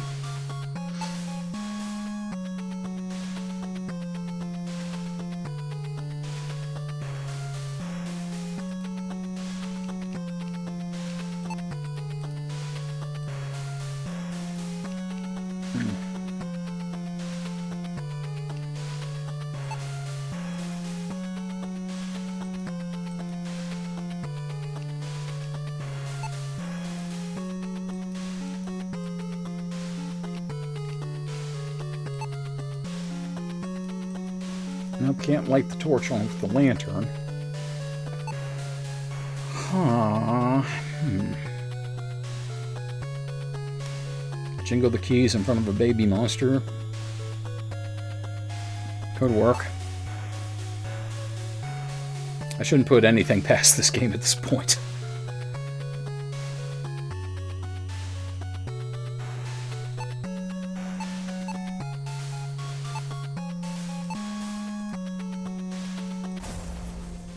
Spell did not work.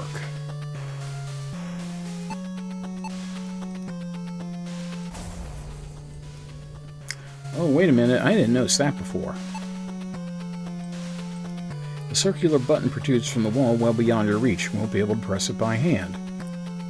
Well, luckily I have that classic D&D necessity. The plus or minus 10-foot pole. Are you dicking me? Really? Digital sneeze drums.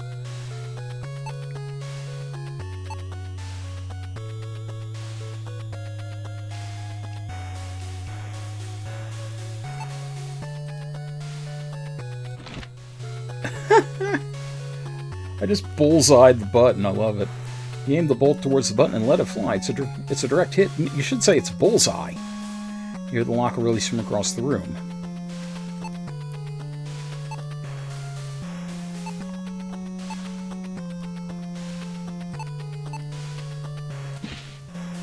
You take a bolt from the quiver and load the crossbow. So later I can waste them with my crossbow. With the locking mechanism released, the door swings open easily. I did not notice that little indentation in the wall.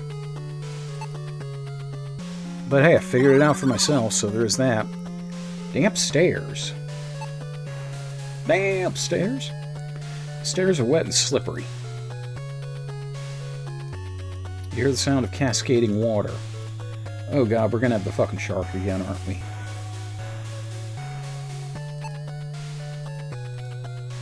Okay, you're still not saying anything useful.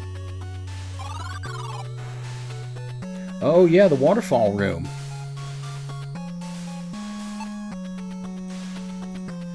Looking at the worn stone, you imagine the waterfall used to be much more impressive. It's slowed to a gentle trickle. The length of dry shoreline tells you this stream was once much larger. A landslide has blocked this path. There's no way for you to clear it. So you can't see your reflection in a snow-covered hill, you know, because the landslide brought it down. You know, Martha? Justin, I mean, if they're your exes, you know, if they're your exes, does it really matter? You know, I mean, clearly you didn't want to keep them around.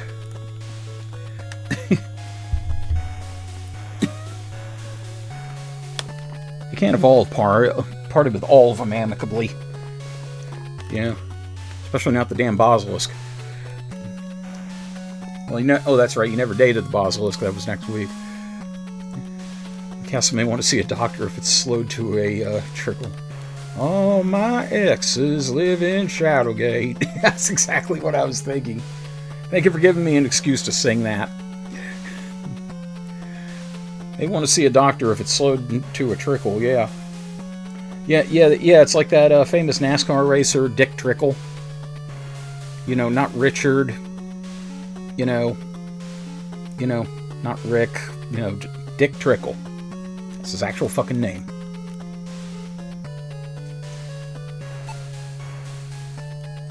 You're unable to move there.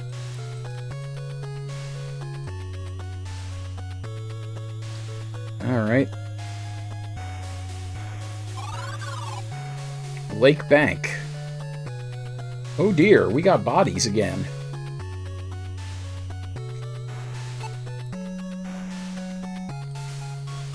The river that formed this subterranean cavern and lake has dried up, leaving an empty bed.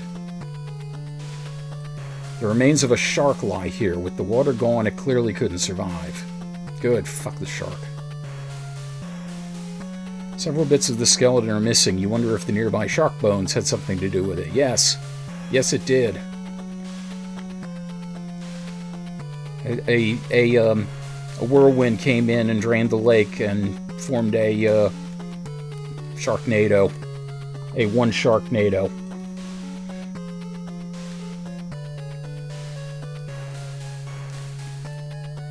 Okay. Well, since I've got dead people, I see dead people. Let's talk to dead people.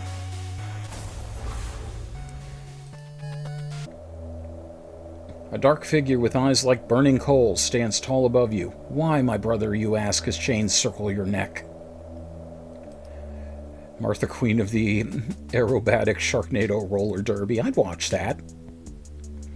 A deep voice with a gentle lilt responds, Calm yourself, young Ronlin. There is much to do. Now close your eyes, dear brother. You gasp as the chains clamp down tightly, pressing your body forcefully against the cold, hard rock. Jeez.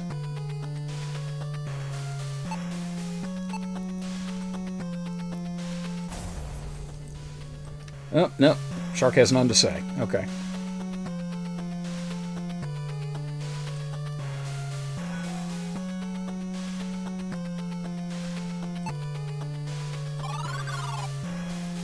Like bed. Without being fed by the waterfall, the lake dried up. Only Dirk the Daring? Dirk again. Only dirt and rock remain.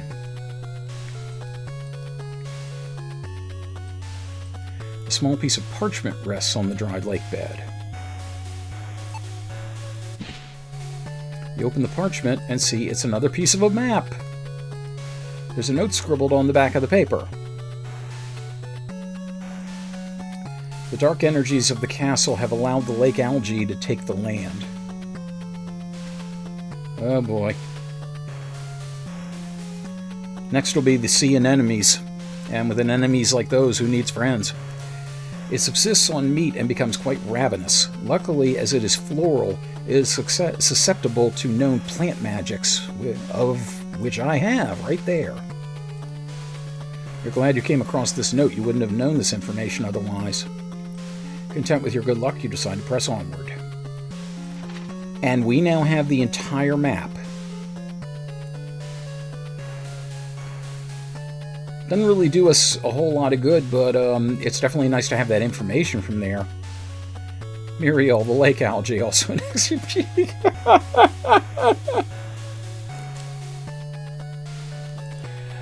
Oh, your ex is about to get wrecked.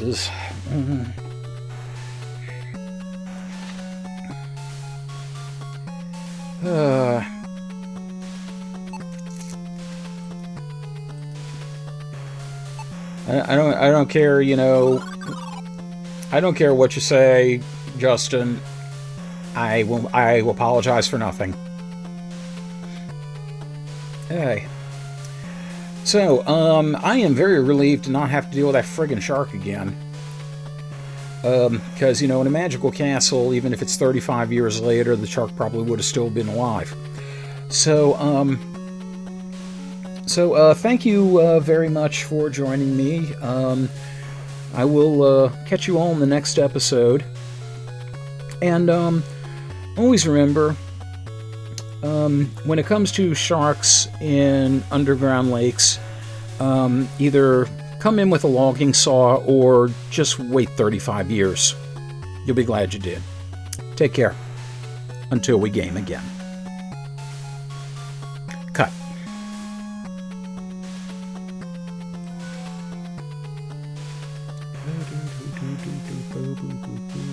I got a boo-boo. I need a band-aid for this boo-boo. Oh, my God. Okay. Acid reflux took out Martha. How does that make me the monster? It was her own fault.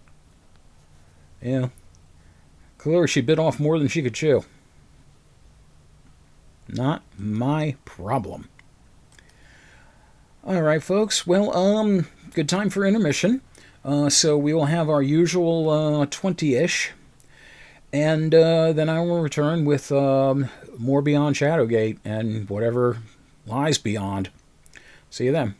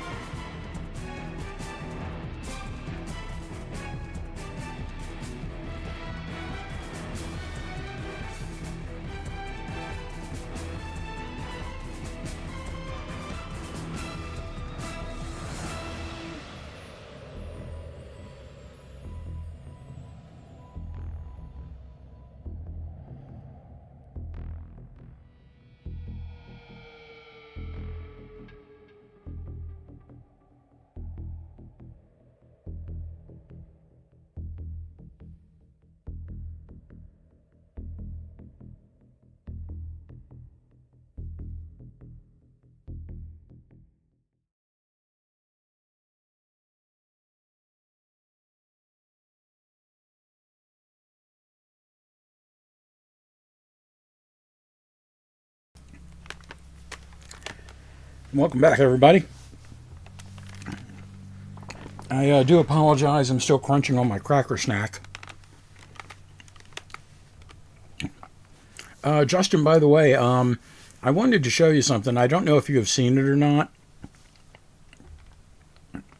but this is the intro-outro screen. And as you can see, it is chock full of memories and Chivos, along with some of the stuff I had custom made, like the sprite art for the channel. So yeah, you were gone but not forgotten.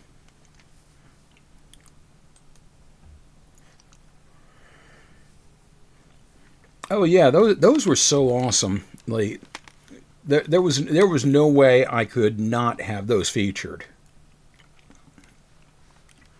The only unfortunate thing, it's very hard to see them on like the details of them in this format. So I don't remember what individual videos actually have the Chivos front and center.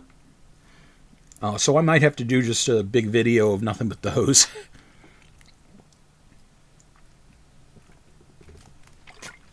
I also admit that I don't remember where a couple of them came from, like Turgid Gojira. I don't remember the origin of that one.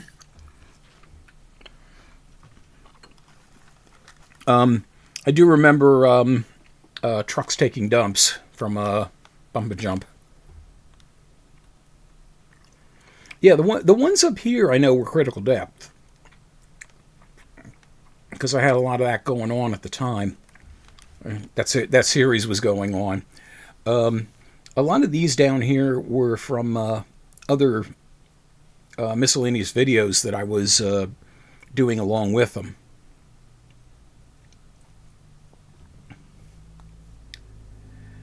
But yeah, that's been adorning the opening and intro and outro screens of all of my streams.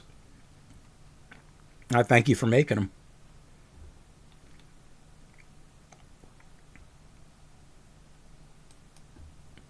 Okay, so let me get set up to go back in here.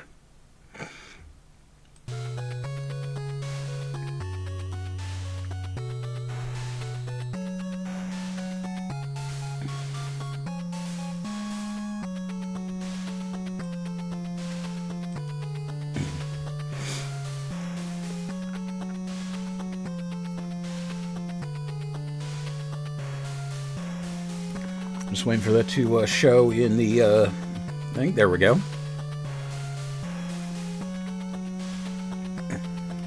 Hopefully the drop frames issue is not too horrendous. I don't always get a chance to get an accurate reading of it from looking over. Martha and Martha's Breakfast.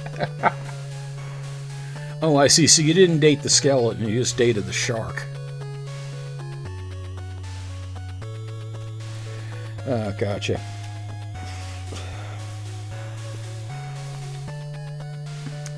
Okay, so let me take a quick drink here.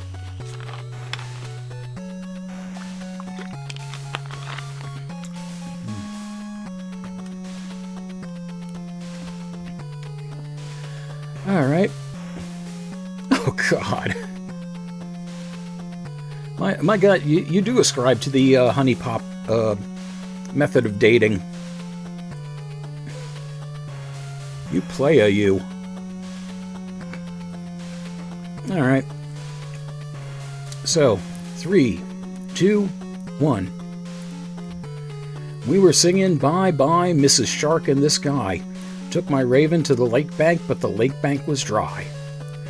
Welcome back to Beyond Shadowgate, and to my very pleasant surprise, we have long dead shark and didn't have to deal with it. So I've been noticing with Shadowgate, and you see here, things have been going in a more or less linear path. But I don't know how long that will actually last. As you can see, there's plenty of room around here for other stuff to fill in, and we're only 29% of the way in. So, Shadowgate, I'm sure, still holds plenty of surprises. So without further ado, let's dive in.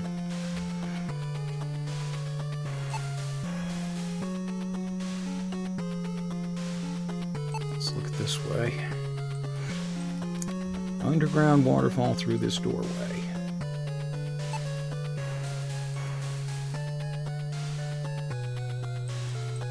It did not open. Okay, so let's see. This goes back... Oh, this is new. Okay, stone hallway.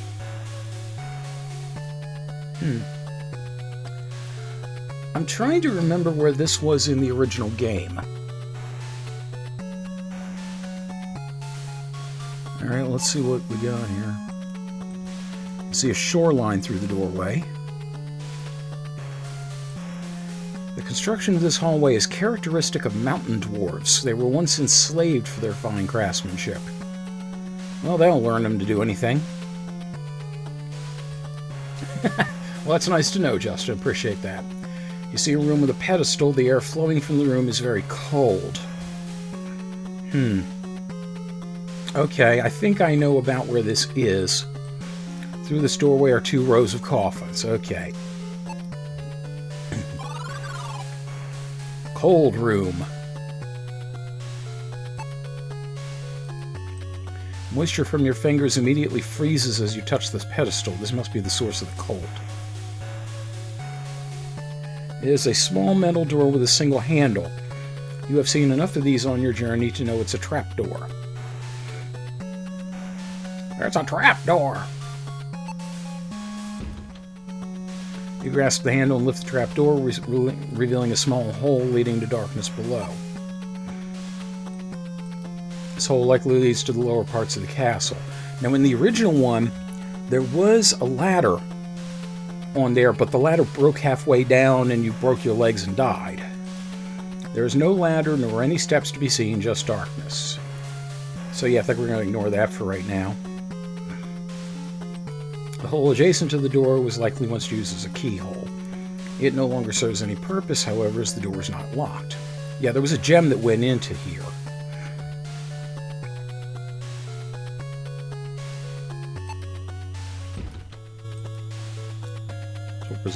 Door provides a little resistance as it opens easily. Okay, now's the time to get nervous, because this was what led to the dragon. Treasure Hall.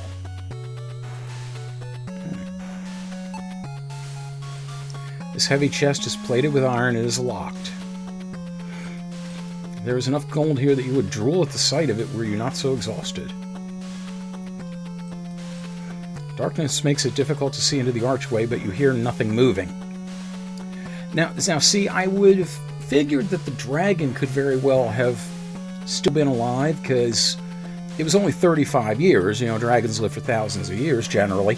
But, you know, then again, if it didn't have anything to eat...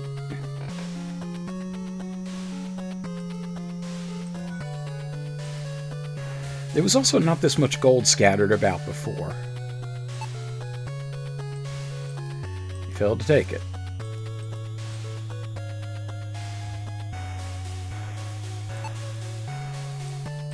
This heavy chest is plated with iron. It is locked. Aha! Dragon's Nest. Dragon's Nest. The skeleton was once a fearsome dragon. You're certain many brave warriors met their fate at its fiery breath, only if they forgot to pick up the shield first. Looking closely, you see the bones are petrified and the wings shattered. There must have been an intense struggle. A key hangs from a chain around the dead dragon's neck. Even though the dragon is long dead, you still slowly and carefully snatch the key from the chain around its neck. Good idea, could be a Dracolich. You never know.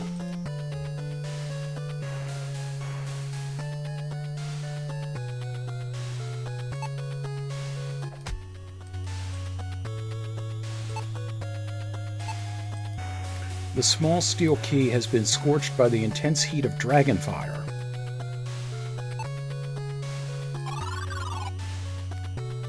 Okay, well, let's try the obvious. Hey, what do you know? I actually wasn't expecting that to work, because you could never get in there. Right? Nay. Oh, man. You are on fire, Justin.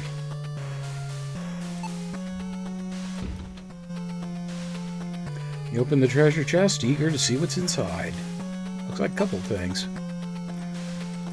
The chest contains an old parchment and a small bottle of mysterious liquid.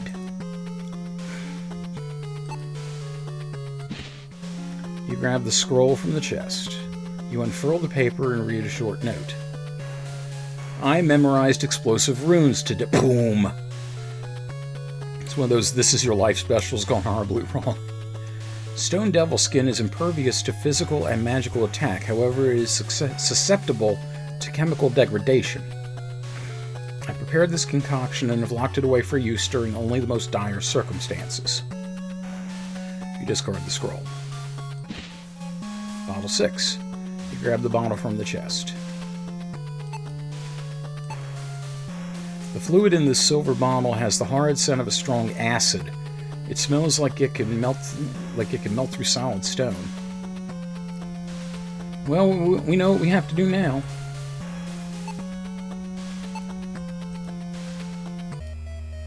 You uncork the bottle and take a big gulp of the liquid. Hey, it's big gulp size. Renee's body wash. Well, that would explain how she ended up like that. The caustic fluid immediately melts through your neck and chest. Your death is painful but quick.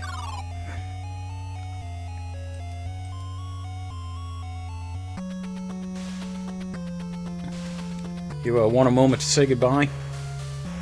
Not for internal use. By the way, while I'm at it, I just want to see what it says. You poke the tip of the basilisk horn and are mildly surprised as a gray dot appears on your skin. Then the gray spreads. In a moment, your finger turned to stone, followed by your arm, chest, and finally your whole body.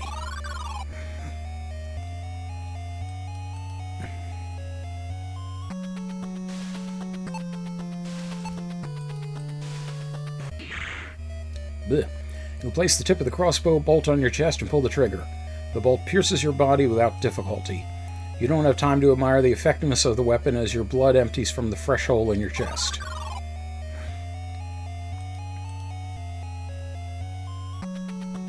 I just want to see how many different ways I can kill myself.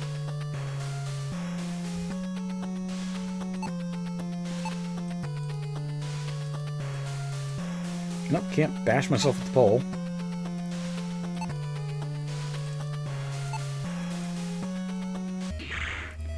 Thrust the dagger in your chest and red blood begins to flow. Your death will not save Cal Torlin. The fiends will surely triumph now. I thought that thing was not I thought that thing was not up to, like, cutting anything more than, cloth.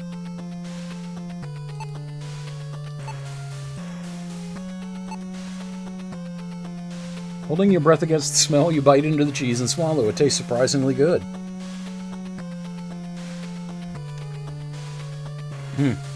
Hopefully I didn't need that. After all this time, the cheese was just, whatever. Hopefully that's the case.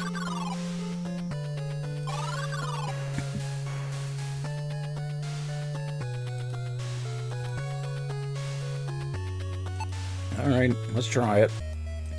Despite the lack of anything to climb or grasp onto, you hop down into the hole to see what's below. Several seconds into the fall, you realize your mistake. Gravity wins every time.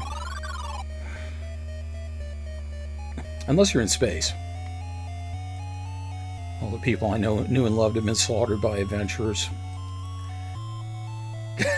Caster Dragon Slayers. Good lord, that's a lot of stupid deaths. I really am hoping I didn't need that cheese for something.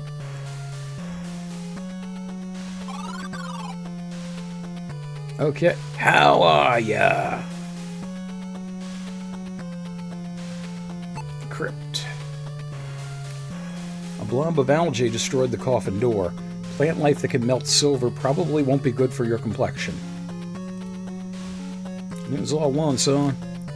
There's a pile of ashes on the bottom of this coffin. That's where you bury it, or yeah, that's where you burn the mummy. The occupant of this coffin must have been wealthy, as the lid is made of solid gold. The coffin lid is made of stone and is cold to the touch. This coffin is an ancient deathbed. You feel like opening it isn't worth the headache. The far coffin appears to contain a doorway leading into another room. Several coffins line both sides of this hallway. Some of them have been disturbed. Ooh, wah, ah, ah, ah. Wait a minute, I thought somebody else was Muriel.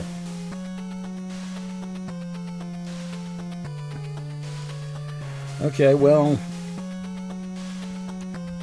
you know what? Let's go ahead and do it. Ugh! Holy shit! If that thing reared up. You try to step around the glob, but your foot touches the slime. It quickly engulfs your body, which dissolves immediately. Your passing was painless and instant. Despite all the peril you survived on this journey, you got slimed to death. That's great, Del. Save me some.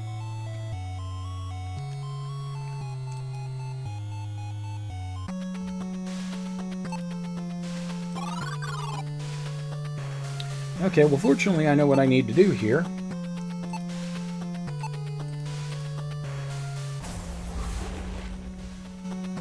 You speak the magic word. The green glob before you shudders and quakes for a moment, then rapidly dissolves.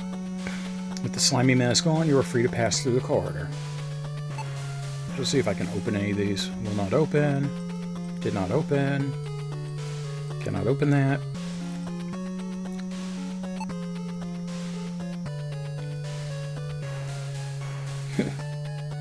You're the... Yeah, that was the algae. Go ahead and pour caustic death chemicals onto Muriel. No, that was something else. Muriel was the... Did you call her the wrong name in bed? Oh, that's a cardinal dating sin, man. Mirror Hall. Oh yeah, I remember this. You had to grab the hammer from where the dragon corridor was. And if you hit this one, it opened a portal into deep space. If you hit this one, like... Or... I don't remember which was which, but one of them, if you hit them, the shards flew out and lacerated you to death. The other one, if you hit it, it opened up a portal to deep space and you got sucked in. The mirror has been shattered. Glass shatters, Stone Cold Steve Austin arrives. Pieces of shattered glass are scattered across the ground. The surface of this mirror has an unusual shimmer. It's quite hypnotic. The solid iron door looks fused to the wall frame from intense heat. Shards of mirror cover the floor. Okay.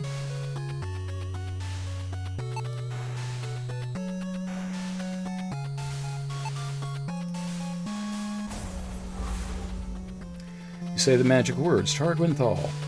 The mirror fades from existence and a path is revealed. I just want to see if anything can be done with this,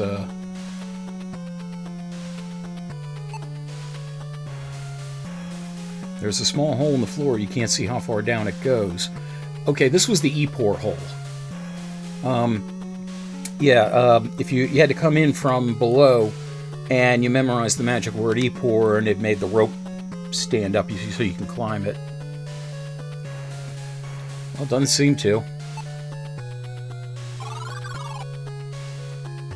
This is new. Circle chamber.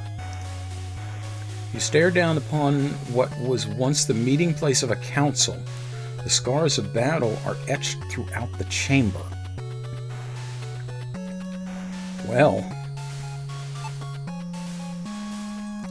these stairs lead to the chamber.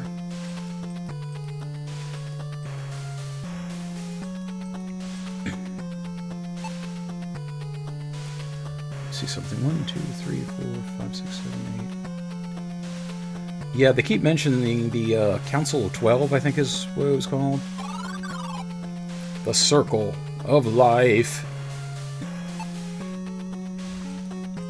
Cracks line the floors and walls of this chamber. It looks like a tremendous blast occurred in this very room. Yeah, you'll get that when you're doing circular magic. A scroll sits unassumingly on the ground. Unassumingly, you say. Truth of 12. You take the scroll. You read the ominous scroll. The truth of the 12 can only be revealed to the one that finds the pieces of memory left behind by the 12. One with the power to summon a phantom can make the memories visible. They will then be yours for the taking. With the spell cast, the memory condenses and materializes, ready for collection. Beware, should you perform a summoning in the wrong place, a wraith will surely appear and steal your soul.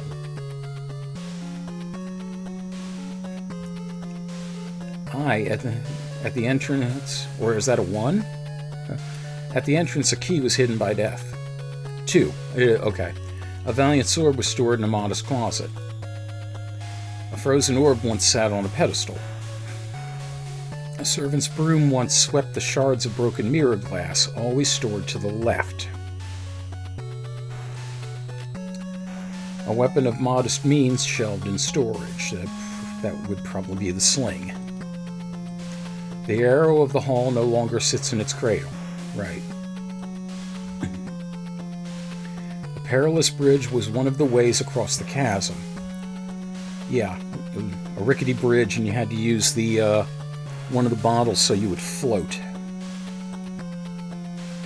Its owner long gone, only the scepter remained in the coffin.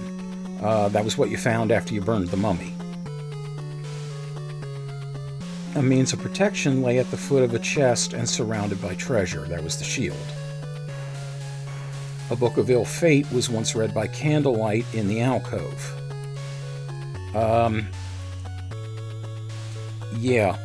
Yeah, there was something you got from reading the book, but if you tried to take the book, that would open the pit.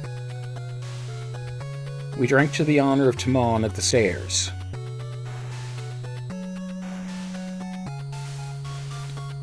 Ooh, what was that about?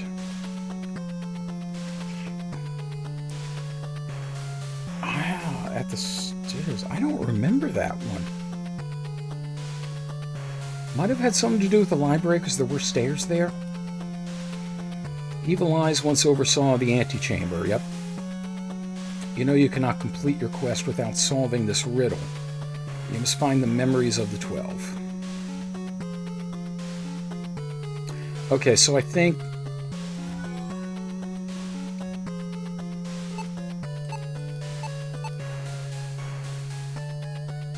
I want to try something.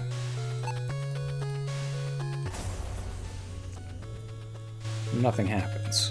The hallowed nature of this chamber must be nullifying your spell.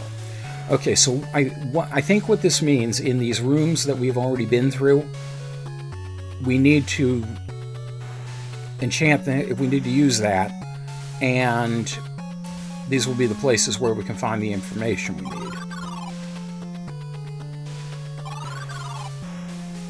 Okay, well, this will be the first one.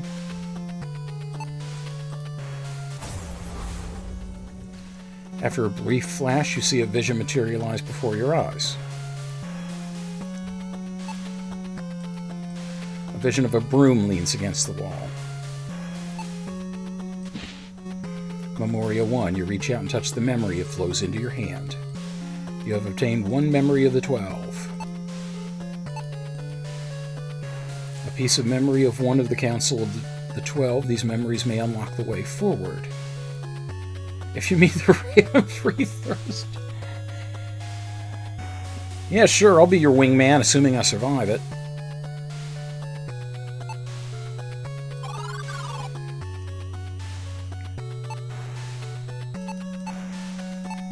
It's going to be a little annoying going back to this page all the time.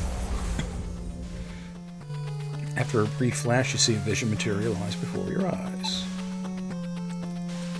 The spectral scepter flickers inside the coffin. Spectral scepter of it? Yeah. Yeah, that reminds me, I actually thought of a tongue twister. Let's see, it was 7 cent sentient. It was 7 cents sentient scented centaur. 7 cents sentient scented centaur. You're welcome.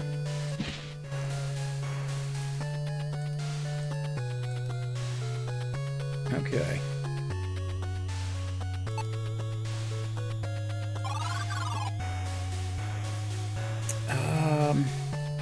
I don't think there was anything going on in here. This was one of the places.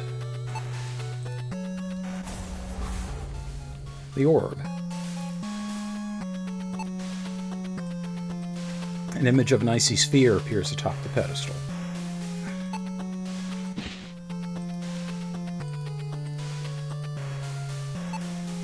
Okay, so the next one would be in here. Shield. A vibrant ghostly image of a shield sits on the ground at your feet. Sierra Hotel, India Echo Lima Delta.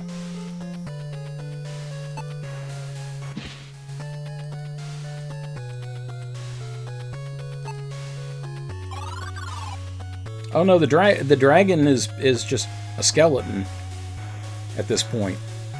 Yeah, we saw that earlier.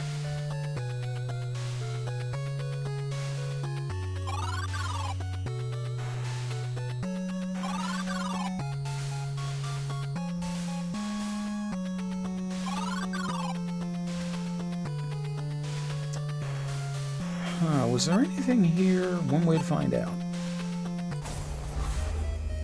Holy dicks! The spell has summoned a vision of the ghostly wraith. Okay, Justin, introduce yourself. Get a couple of drinks in it, maybe things will work okay. You quickly realize that the specter is very much here as it approaches, cackling an evil laugh. You feel your body go cold as your soul is ripped from you. You collapse into a lifeless heap on the floor. Okay, so yeah, don't go just checking places willy-nilly.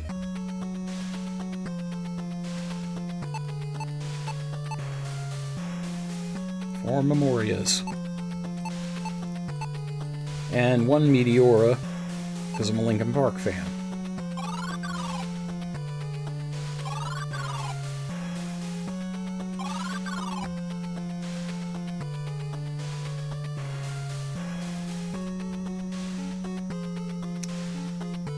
Okay, I'm starting to recognize this now. This was actually where the Wraith originally was. There was a bridge that led over here. You needed the sphere to put out the flames and the cloak to get the rest of the way across. Oh no, actually, maybe that was further on. No, this is where you needed the special torch to destroy the Wraith, and then you took the cloak that you needed for there. Okay, yeah.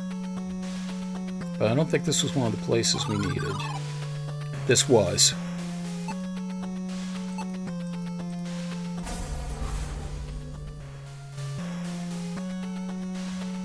Arrow.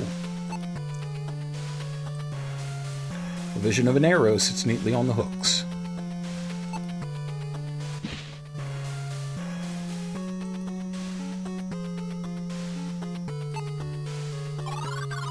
Okay. How am I going to take the bridge if that's what shows up?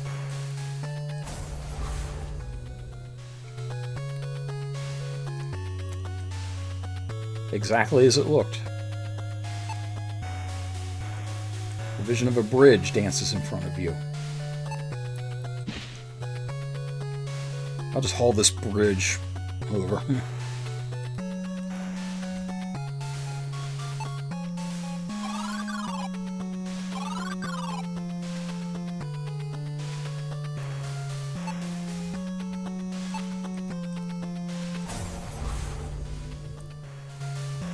The book's slightly off.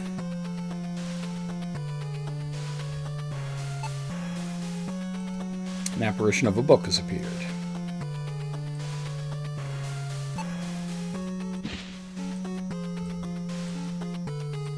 Okay.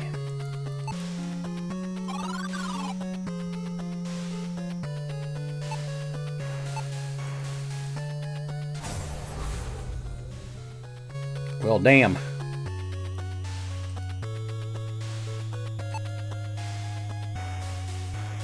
A vision of evil eyes watch the room with deadly intent. I reach out and take it somehow. Okay, let's see how many I have here. I've got 8 out of the 12.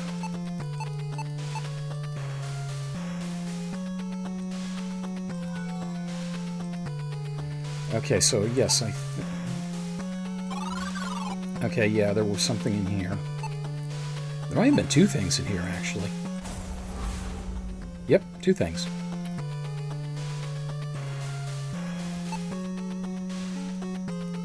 You see the faint image of a sling. This must be a memory of one of the 12. A ghostly image of a sword has appeared.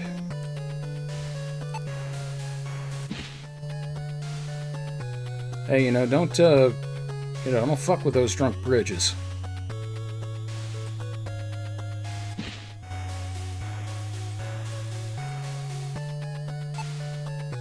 You get a bridge riled up enough, it'll fuck you up. Okay, and I believe this was one of them, but let me save just to be sure.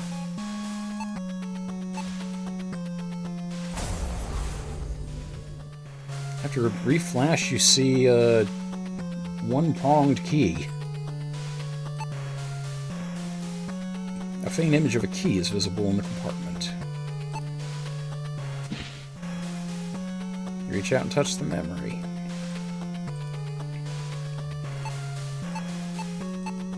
Okay, I got 11 out of 12. Now I got to figure out the drinking one.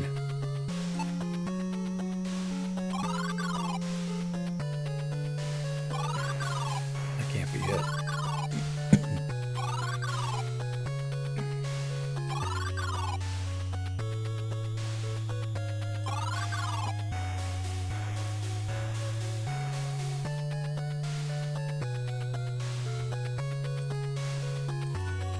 I'll have to take a chance.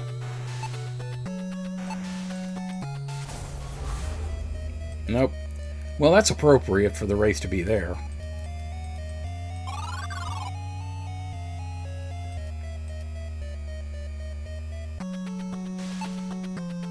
I didn't really fail, I just didn't succeed all the way. At the stairs, they said.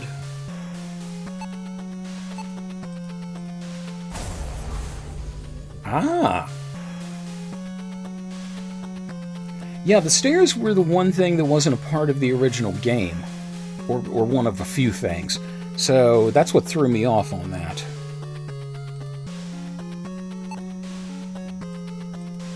Spectral vision of a bottle of fine wine flickers in front of your eyes.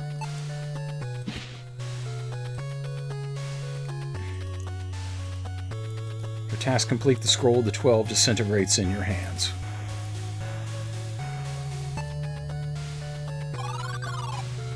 So now we head back to the circle, I'm guessing.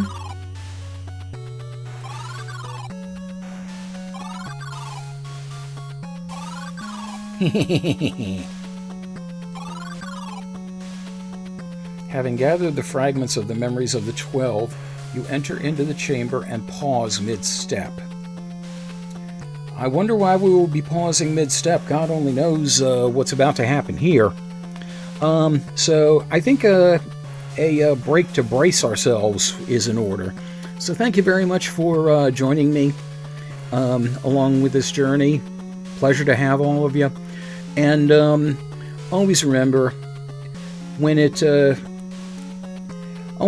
when you are something. Jesus. Alright, let's try this again. And always remember, when it comes to adventures of a long time ago that may repeat themselves in the future, the most important thing to do is leave the memories alone. So take care until we game again. Cut. See, I would come up with something.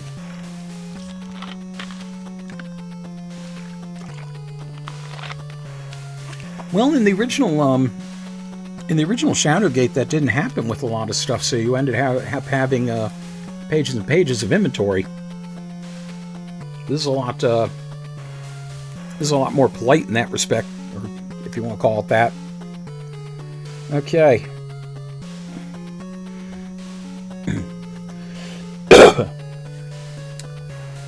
Okay.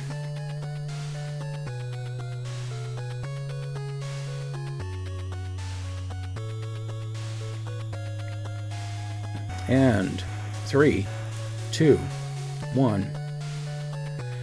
The number embarking on the adventure shall be 12? Well, that's what it seems to be right now. Welcome to Beyond Shadowgate, and we have just recovered the memories of the 12 and are returning into the circle chamber, but something seems to be a little off. Only way we're going to find out is to proceed. Your mind is flooded with visions of an event from long ago.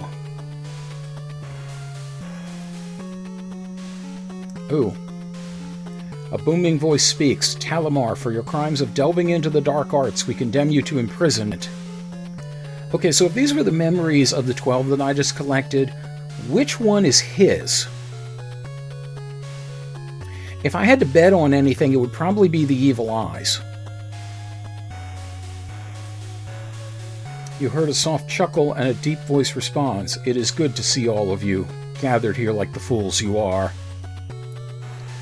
Suddenly the sounds of chains snapping and hiss of lightning echo through the chamber as the prisoner rises to his feet. Oh shit. And he turned into Thor / Zeus / Raiden / pick your own. Woodstock 99? Oh, wow. I didn't think it was that horrifying. The figure in the center channels immense energies and summons unfathomably powerful magics.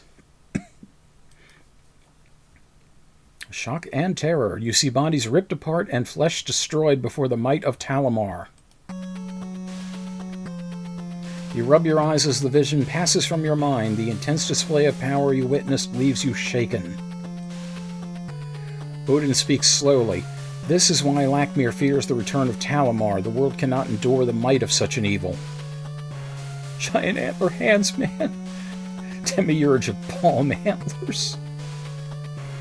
Well, I mean, you gotta admit, that'd be a specialty no one else has.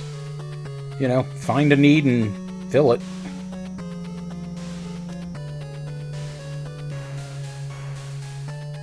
Someone hot rodding out there.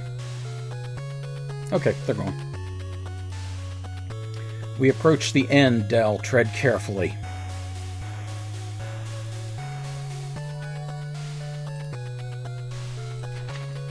Wow, he's not kidding. 90%. Wow.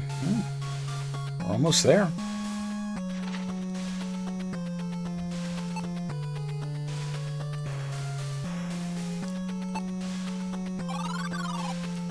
The circle of tidy bowl.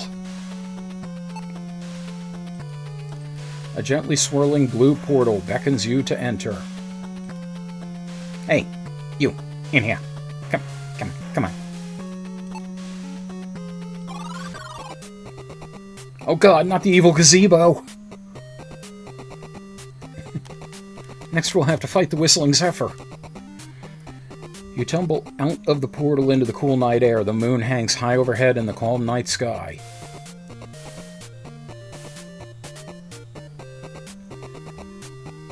Dig that music.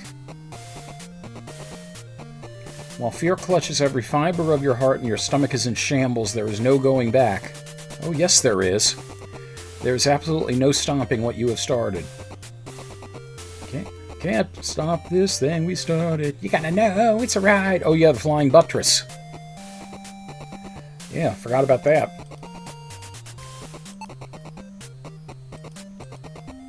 The movement of the magic portal is quite mesmerizing.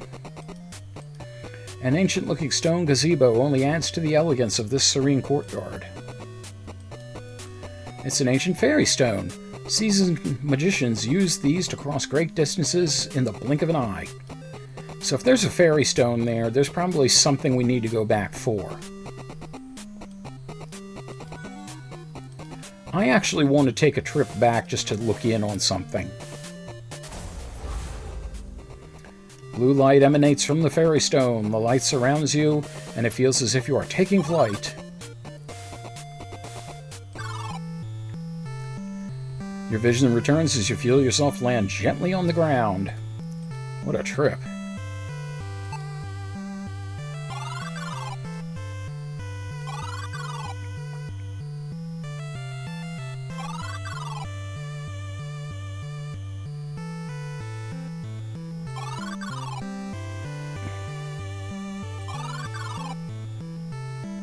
I want to see if everybody's still, like, baffled and bamboozled. Barkeeper is wiping the bar counter. You look at the job he's doing and debate whether to tell him you missed a spot. You stare at the curio shop owner and think it unusual to see him relaxing away from his store. But he doesn't seem confused. You look at the weapon shop owner and see that he keeps sneaking glances at the barmaid. Yep, oh, I'm on the lookout for the purple. And the barmaid's still on fire. The barmaid still exudes energy. No fucking shit, she's on fire. But she does seem worn at the end of her long shift. You try to spark a conversation with the curio shop owner. He replies as if in a daze. I always lock up at night, every night for 35 years. At least I think I did tonight. Glancing downward. Does not respond. Listening intently to something, but you hear nothing.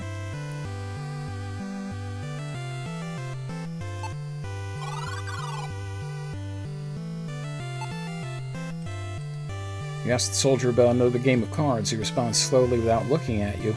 No more cards. No, not now. Okay, they're all saying the same things they were before.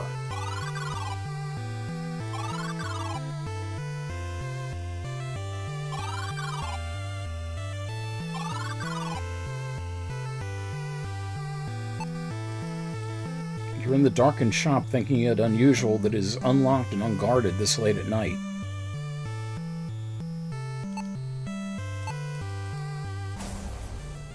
Spell failed.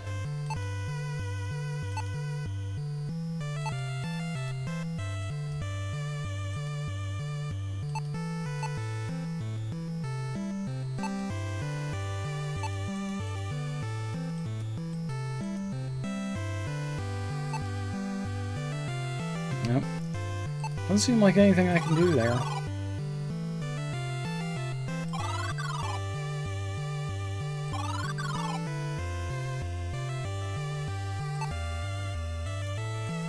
Fountain made of marble spouting clear water. People in this town are known to toss in a coin for good luck. Not something I ever did because I never had another coin.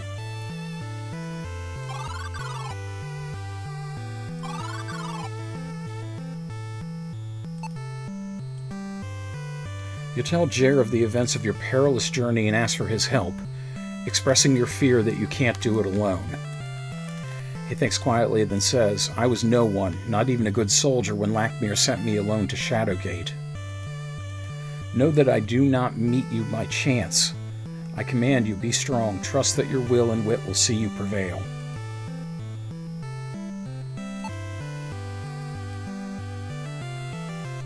Lord Jer, yeah.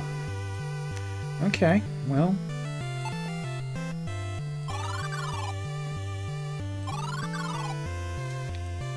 I guess that was, if nothing else, an Easter egg of sorts.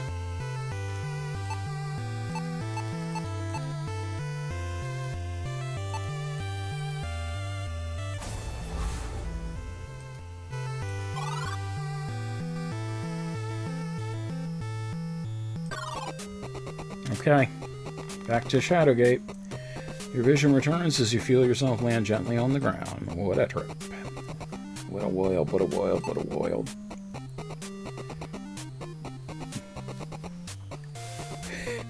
And he was a young new waver in a fleece vest telling me to look at my hands. What? Okay, you lost me there. Pale moonlight fills the courtyard where a battle between hero and monster once took place. Okay. Yeah, this is where the Cyclops was. This large scythe must have been the weapon of choice for the Cyclops. You wonder how Jer managed to slay such a foe. Oh, men without hats? Okay. There is a large blot of a dark substance on this perfectly round stone. The dark spot smells faintly of iron. Oh, maybe we can... Can't take that, huh? Decades of neglect left this well a crumbling mess. A large skeleton belies the serenity of this courtyard.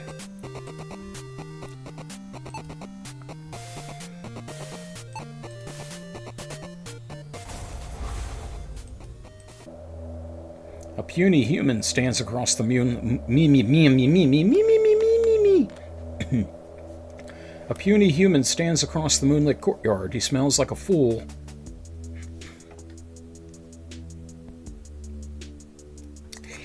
Take two. Action. A puny human stands across the moonlit courtyard. He looks like a fool twirling something overhead. You hear him shout words you don't understand, then feel a sudden sharp pain in your eye.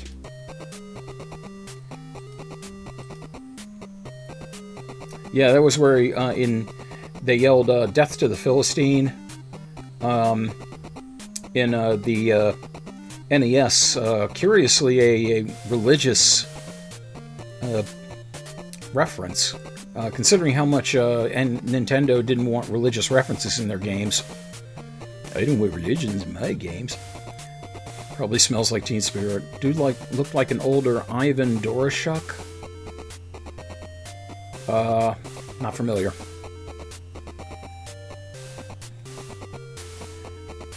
Well, here you are now. I hope I am entertaining you.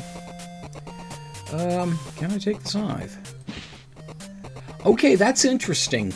The big guy in the original Shadowgate couldn't take the scythe. The little dude can.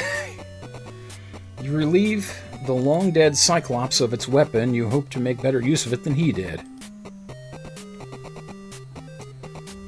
Oh, okay. I never... Men Without Hats was the safety dance, right? Men at Work was Land Down Under. Yeah, I never knew what a lot of these band musicians looked like. In some cases, I was happy after. I was happier after I found out.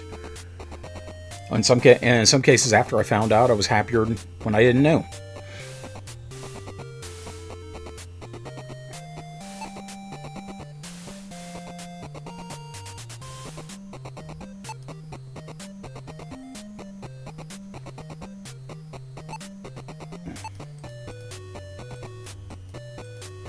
Okay. I don't know if anything I can do with the... oh, look at that crap on the wall here. Nope. Okay. Grand hallway. Okay. Yeah, this does look familiar. A chunk of the wall has fallen off, revealing a mechanism built of connected gears. It continues up towards the torch holder. Okay. Must be the place for that torch/lever.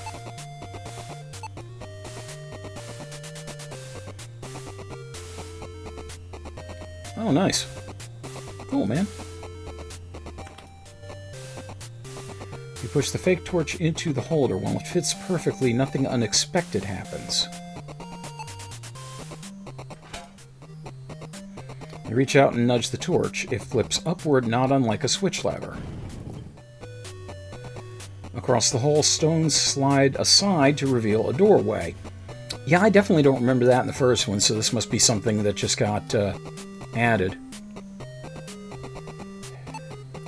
take this now? Can't be taken. Okay, fine. This room is collapsed and the rubble is completely blocking the entrance. There is a large banquet hall through this doorway. You see a single desk and a small library. It is a room with a large dining table. Alright, well, let's hit them one at a time. Castle study. Okay.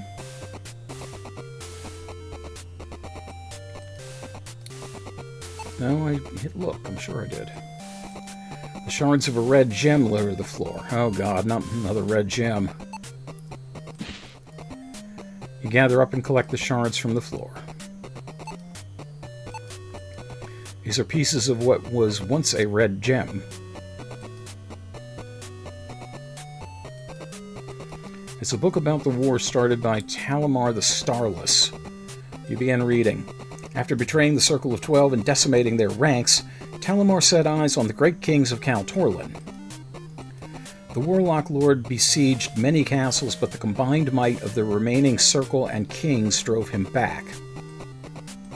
The Evil One was captured, tried, and imprisoned beneath Shadowgate.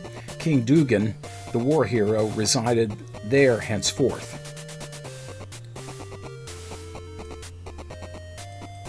Okay, same one. Okay. It's the entire set of the Encyclopedia Druidica. You open to an entry called A Study on Apotheosis. The excavation of ruins, whose builders are long lost to time, yielded drawings and tales of one who became as a god. The tales pointed to combing the desert. We ain't found shit. The tales pointed to combining magical artifacts, nay potent amplifiers, with a staff of incalculable power. Presumably this is about building the Staff of Ages. You remember you have a report due on space. Wow, that's a long callback. Damn. Wow, well done, kitten, well done. The Unity generates essentially infinite amounts of energy free to be harnessed by whoever could survive such a force. Thus far, our attempts have failed most spectacularly. The page has a crude image of a man holding a spear-topped staff. These luxurious bookcases hold several tomes and once obscured a hidden passage. You scan the shelf and remove a book titled Magical Beings, choosing to read a section on mimics. Mimics are conjured by sorcery, given form through a remnant of the one being imitated. While aware their motivations are not their own and they do the bidding of their creator. Okay, now I'm suddenly amazed that there wasn't a mimic in that frickin' treasure chest earlier. Hey, old and random, I'm right there with you. Nothing wrong with that. Although resilient to physical attack, they are susceptible to any form of petrification. Okay, good to know. See a large fireplace through the secret passage. A desk of this quality could only belong to a king. Can't open that. It did not open. Alright then. Parlor. Step into it. Through the window you see the moon and stars hovering in the night sky. I love the way this does such a callback to the original, but it's made everything like decrepit and decaying, so it's at once familiar but not. And who knows what other things are being thrown in around here. So, yeah, amazing. A large fireplace is the centerpiece of this cozy study. This kindling has been undisturbed for some time. A layer of dust covers this pewter goblet. The tip of this poker is covered in ash. This mounted globe was opened, revealing a hidden compartment. It is empty. You reach down and pick up the old goblet. You grab the sturdy poker, even though you hardly know her. This pewter goblet has a lustrous shine despite its obvious age and wear. It can still hold liquid. Okay. Well, now I got a poker if the spider comes back, or I'll just kick, or I'll just, like I said, I'll just kick it the hell over. Ugh. Well, if the Sphinx is still there, I really hope not, because I don't seem to have most of the things that I would have to give it to solve its riddles. It's an iron poker, useful for stirring embers or as a lever to pry heavy objects.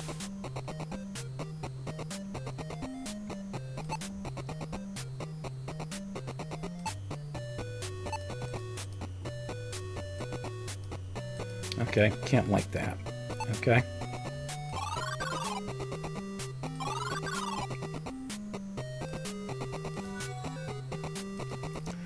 Alright, let's try the door that was already open first, and then we'll do the hidden passage.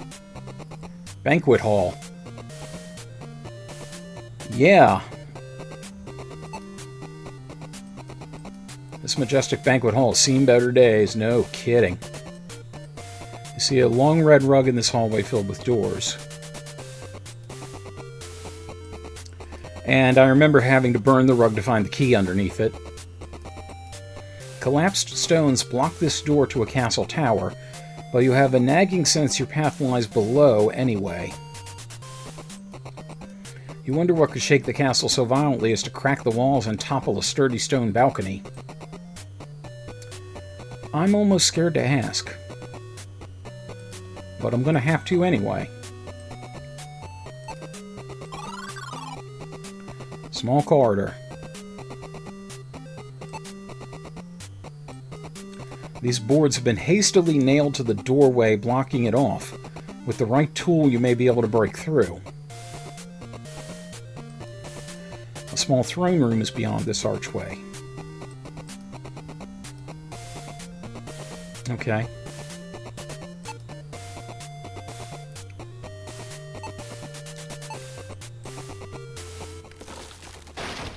You slide the poker between the boards, take a deep breath, and pull down hard on the heavy iron handle. You would hope.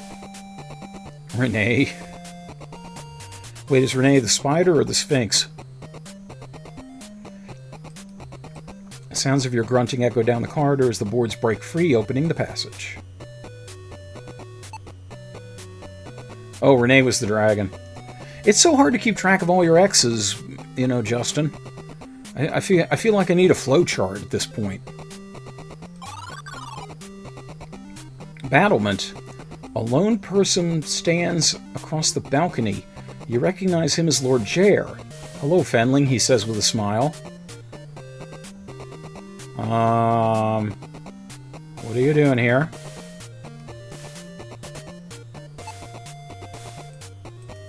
You are grateful to see a familiar face, but how did Lord Jair reach Castle Shadowgate so quickly?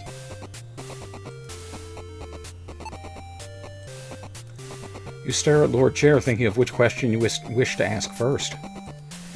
Before you speak, he says, "Come closer, Fenling. Tell me of your journey. You would, but something about him bothers you."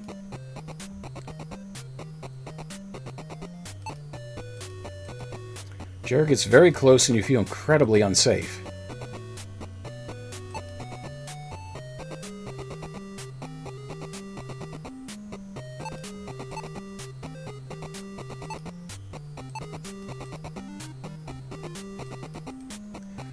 Jair smiles at you and moves closer. It is only when you are mere feet away that you see his face curl into a hideous sneer. Ugh. He sinks a dagger between your ribs over and over again, slicing through a lung and flooding your chest with blood. Okay, doppelganger. Jair things.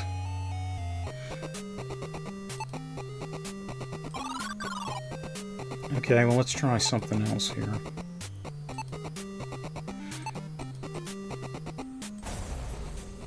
Spell does not work here.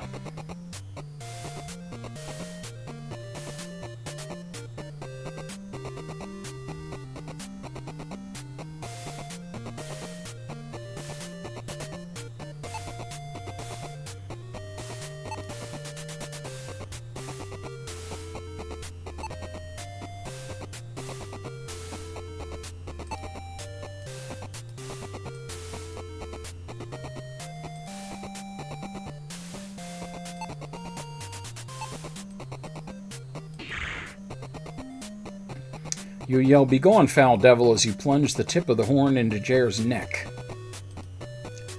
Your suspicion is confirmed as the mimic lets loose an inhuman shriek, its features melting it away as it quickly petrifies. Okay, that's not really what I envision when I hear mimic. That to me definitely is more doppelganger, but I suppose, a mimic could take the, form of a human or something like that. A flash of lightning strikes its body, scattering the stone to dust and leaving only an empty suit of armor behind. This empty suit of armor is all that remains of that imposter. It is similar to Lord Jer's, but appears to be well worn. Jer's armor. You reach down and take the suit of armor. This armor looks similar to that worn by Lord Jer, but older and laden with impressive battle scars.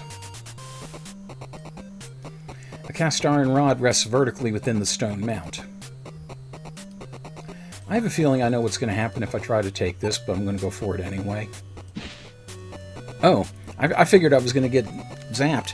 He was putting on false Jers. Nice. Pull the rod from the slot. It's a rod made of cast iron and often used to channel energy.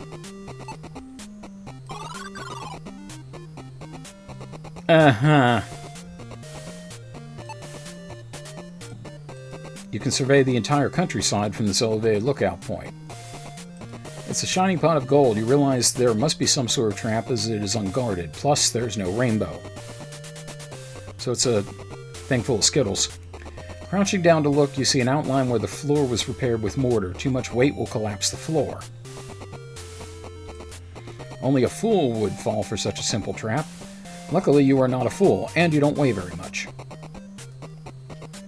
You're saying I can actually grab it?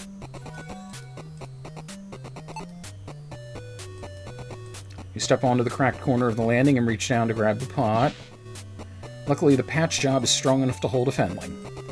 You gleefully take the gold pot and retreat onto solid ground. Holy shit, pot of gold. This large gold pot reminds you of a gold vessel you held not long ago. It is a shame that you keep destroying them. Did not open. Yeah, that's another thing this seems to have gotten rid of, the subscreens when you open something. Keep coming back to it when you take something out of it. Ah, chocolate delicious. Throne room. Oh my. As you enter the throne room, you are startled by a figure sitting on the throne. Like the castle, this once regal monarch is decaying with time and looks quite dead, yet you feel you're being watched. I haven't talked to you in a while. What do you think about this? The gems in this castle are all shattered save the blue gem. Have you a friend who can help you shatter that one as well? Do I? This is Dave.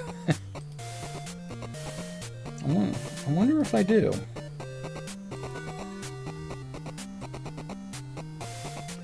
And I wonder if it's actually necessary to shatter that.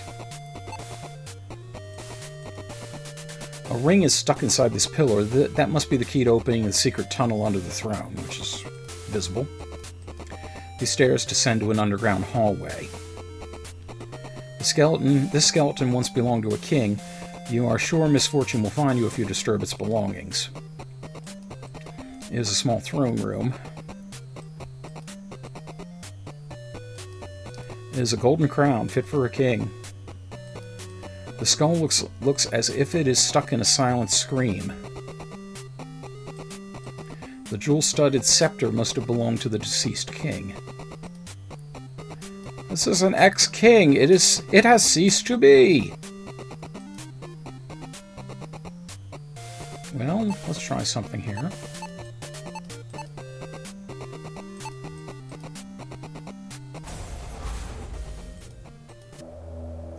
You breathe deeply, collecting your thoughts and imagining what caused the earth below your feet to quake so vigorously.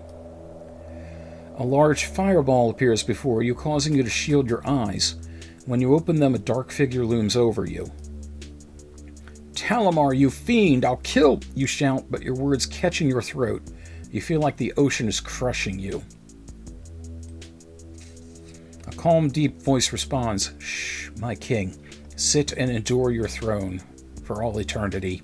He walks away, laughing softly.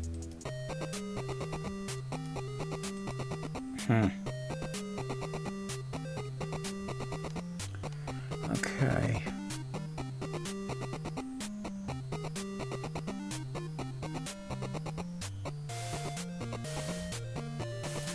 Alright, well, said something might bad happen if I take these things. Holy shit! A rustling noise from the throne causes you to look up from the floor. The skeleton is shaking violently, its bony hand clenching the poleaxe.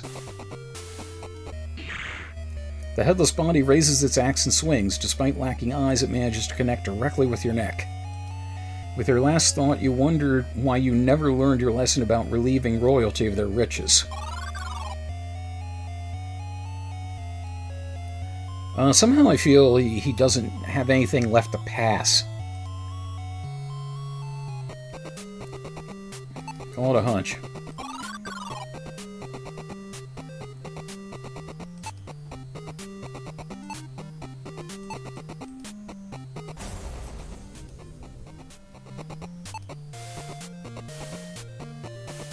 Oh, can't take his head either.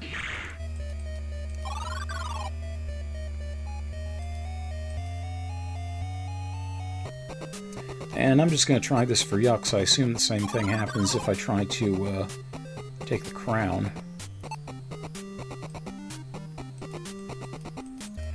I got overconfident because I've finally, after 35 years, been able to take that fucking pot of gold.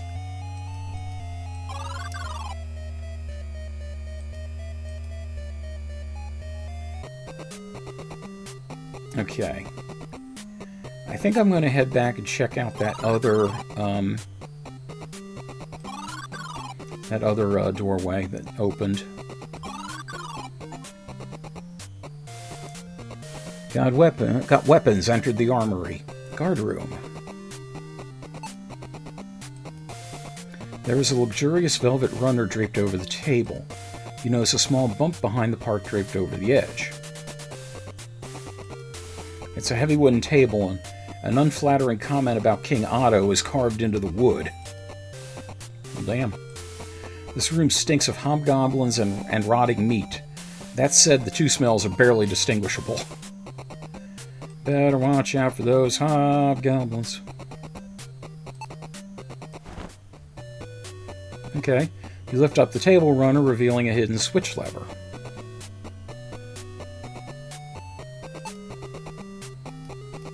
There's a switch mounted to the underside of the table. You reach under the table and flip the switch. The sound of shifting stone meets the discovery of yet another hidden doorway. Can't get enough of them. You see a room dominated by a broken statue. Dave's tank. Old chapel. I don't remember this from Shadowgate either. It's a small room for prayer. The candle in this metal sconce is burned down to nothing. Same. You can tell from what's left of this statue that it was built from the same stone as the one you saw in Gwynenthal. It is a mold that is slightly larger than your fist. The shape is similar to holes you saw in walls through Shadowgate.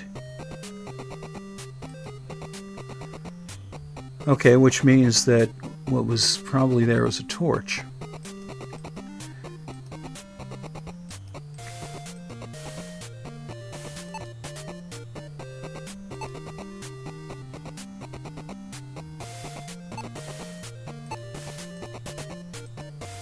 Nope.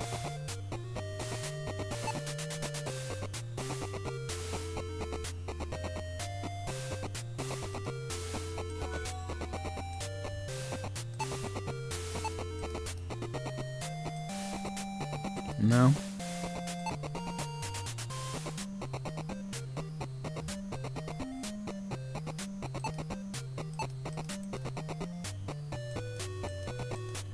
Give me my rod for justice.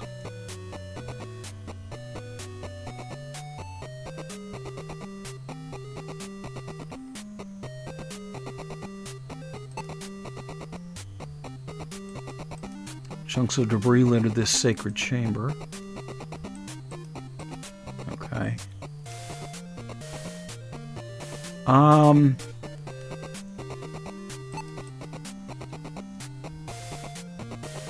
I'm guessing the goblet will probably go in there. No? Okay. Alright. Out of ideas again.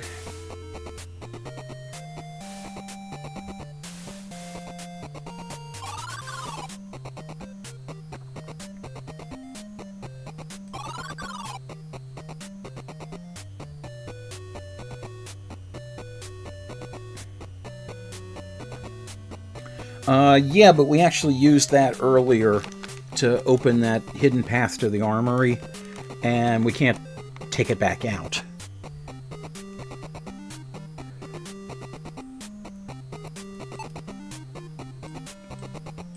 Can't move there.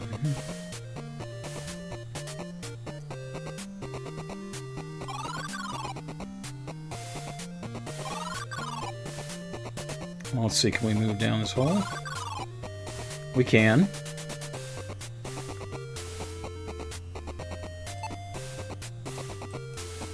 The granite slab looks like it was part of a trap. Anything beneath it was likely crushed into oblivion. Or it could have been crushed into Morrowind, you don't know. There's a gloomy cavern ahead.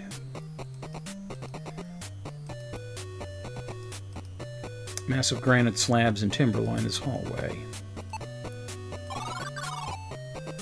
Den. This dark and silent cavern makes you feel terribly uneasy. The stone statue has been shattered into several pieces. You make out a wing and what's left of a hideous face. Okay, so that was the gargoyle.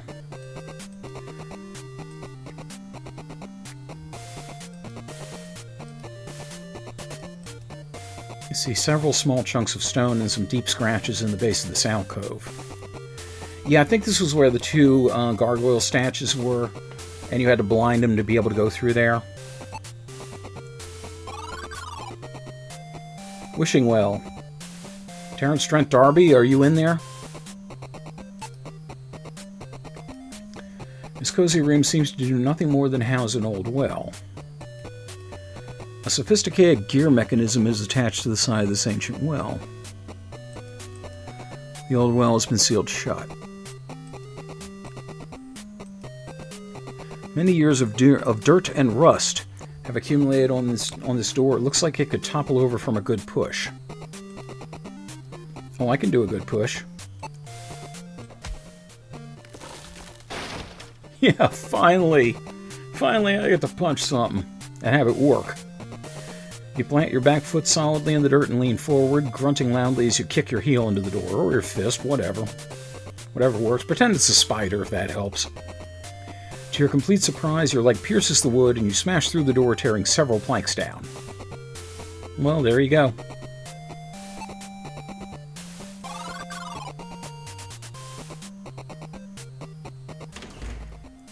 Oh, fuck. A metallic thunk sounds and the floor shakes as iron bars slam down, sealing you in with a monstrous statue. Though you've never met one in person, you instantly recognize the ugly visage of a resting gargoyle. The beast begins to shudder and large cracks creep along the stone. Think quickly, it's coming to life. Oh, crap. With every passing second, more stone chips off of the waking nightmare. Oh, God. What do we do? Oh, God, what do I do? What do I do? I don't know what to do. I don't know what to do. The monstrosity is nearly free. This is your last chance before it attacks.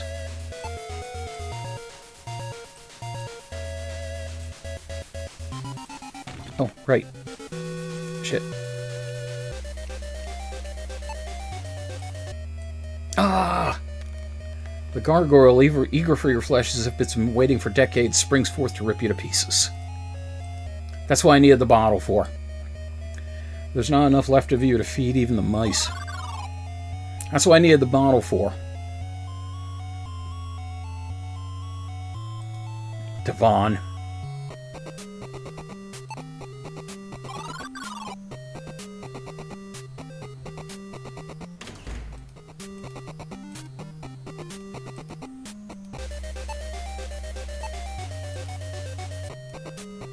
You throw the liquid at the awakening gargoyle. The fluid ignites and burns as it covers the horrible beast. The creature screams in agony as its body bubbles and swells. The gargoyle looks like it's going to explode.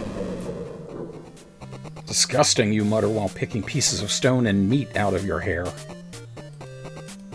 At least the explosion saved you the trouble of opening the barred gate. Kind of like the explosion saved you the cost of a toe.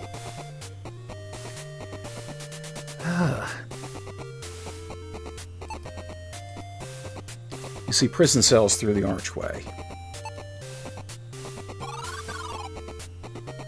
The prison.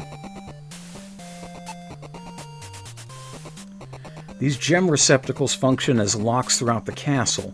This one is slightly different from the others you encountered. The shiny orb looks to be made of polished steel. You hear a soft thrumming noise coming from inside it. Okay, so I think these are the same as the electrical orbs on the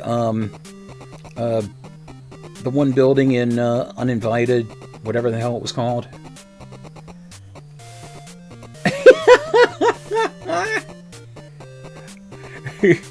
Oh, you two are just magic playing off each other there.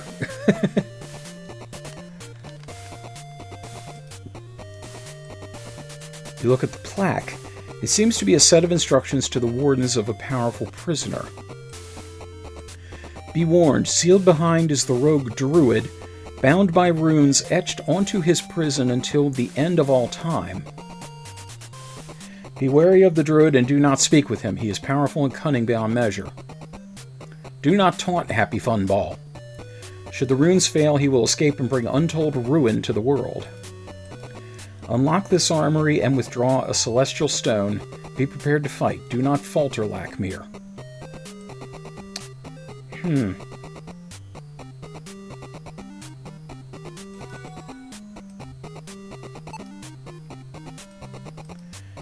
prison beneath Shadowgate requires a unique key, a most unusual gem. It will require the magic of the One to forge.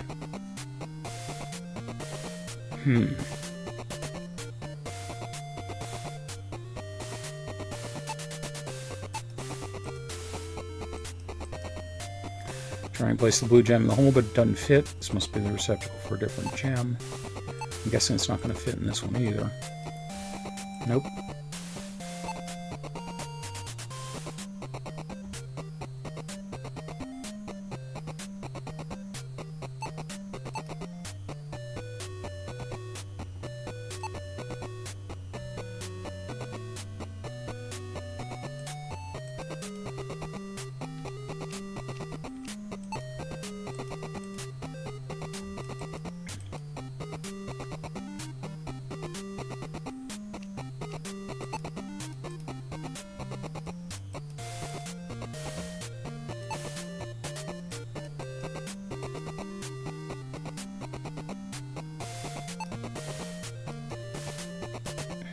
Go there.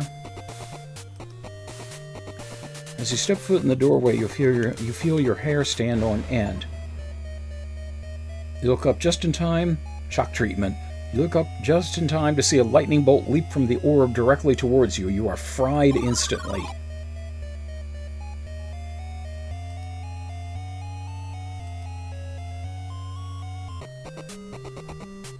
Okay. Doesn't seem like there's much I can do in there. So let's see. You move the metal lever on the mechanism and wait impatiently for a response. Nothing happens. Cannot open that. Okay, so this originally led down to the ferryman on the river Styx. But yeah, you had to have a special coin to create the whirlwind, or otherwise you just plummet. Meatloaf wasn't in shock treatment. It was a shame. Yeah, a lot of people don't know that there was actually a sequel to the Rocky Horror Picture Show called Shock Treatment. Dear God, it was terrible. Already used the lever. Nothing.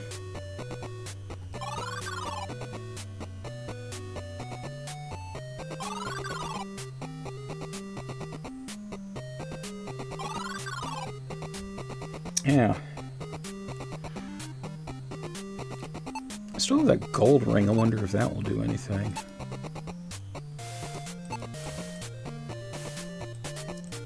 No. Okay, so clearly I've got a lot to puzzle out.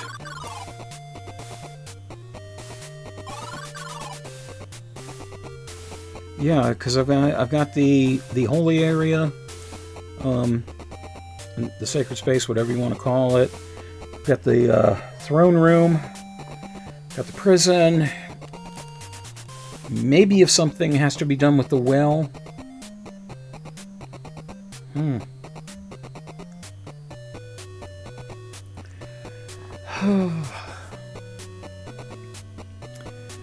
Yeah, so there's going to be a lot to ponder. So I think that's actually a good place to stop for right now. So thank you very much, everyone, for joining me. This is very much a pleasure. I love this game, and it's getting close to the end, but it's still managing to catch me several times. So that's all I could ask for a Mac Venture title. So thank you very much for joining me. And always remember, in the words of the great Yogi Berra, when you come to a fork in the castle, take it. Or something like that. Take care. Until we game again. Cut. Yes, I concur, Misfit. Absolutely magnificent. I am so glad we had so many people here to enjoy this with. A pleasure having you, Justin. You are welcome anytime. Don't forget I have a Wednesday stream too. I just do random retro crap, whatever happens to strike my fancy. So yeah, if you want to stop in at that, by all means do so. You are welcome anytime, sir. Same with you, Tex, Doan, Aqua, Rick, Misfit. Anyone else I'm forgetting at the moment? Warrior. Yeah, anyone, because I'm sure there are a couple of people I'm neglecting to mention at this moment, because so many people were here today. This is awesome. This was so cool to have this many people. I love it. Okay, so I'll end in the traditional manner with the reading of the Patreons. Mike Panza, Viceroy Scorn, Rick in Baltimore, Tristan R. Dunn, Diode, Jumpy Cat, plus the post-production contributions of Matthew Carr Anderson, and never, ever to forget all of the wonderful Lycanthro fans out there. Check Steam at my leisure. I will do so. I already had Steam up, so because I had Beyond Shadowgate going, but I will definitely do that. Thank you. So with any luck, yeah, I will see everybody Wednesday. I will hopefully get the videos up tomorrow, sometime during the day. For YouTube, there's a little bit of footage I have to find. And, yeah, hopefully the folks on the East Coast won't get too obliterated by the winter, last vestiges of it, whether it is or isn't. But in any case, thank you so much for being here. This was a blast. I loved having a full crowd like this. So thank you, as always. Be well, and take care. Until we game again.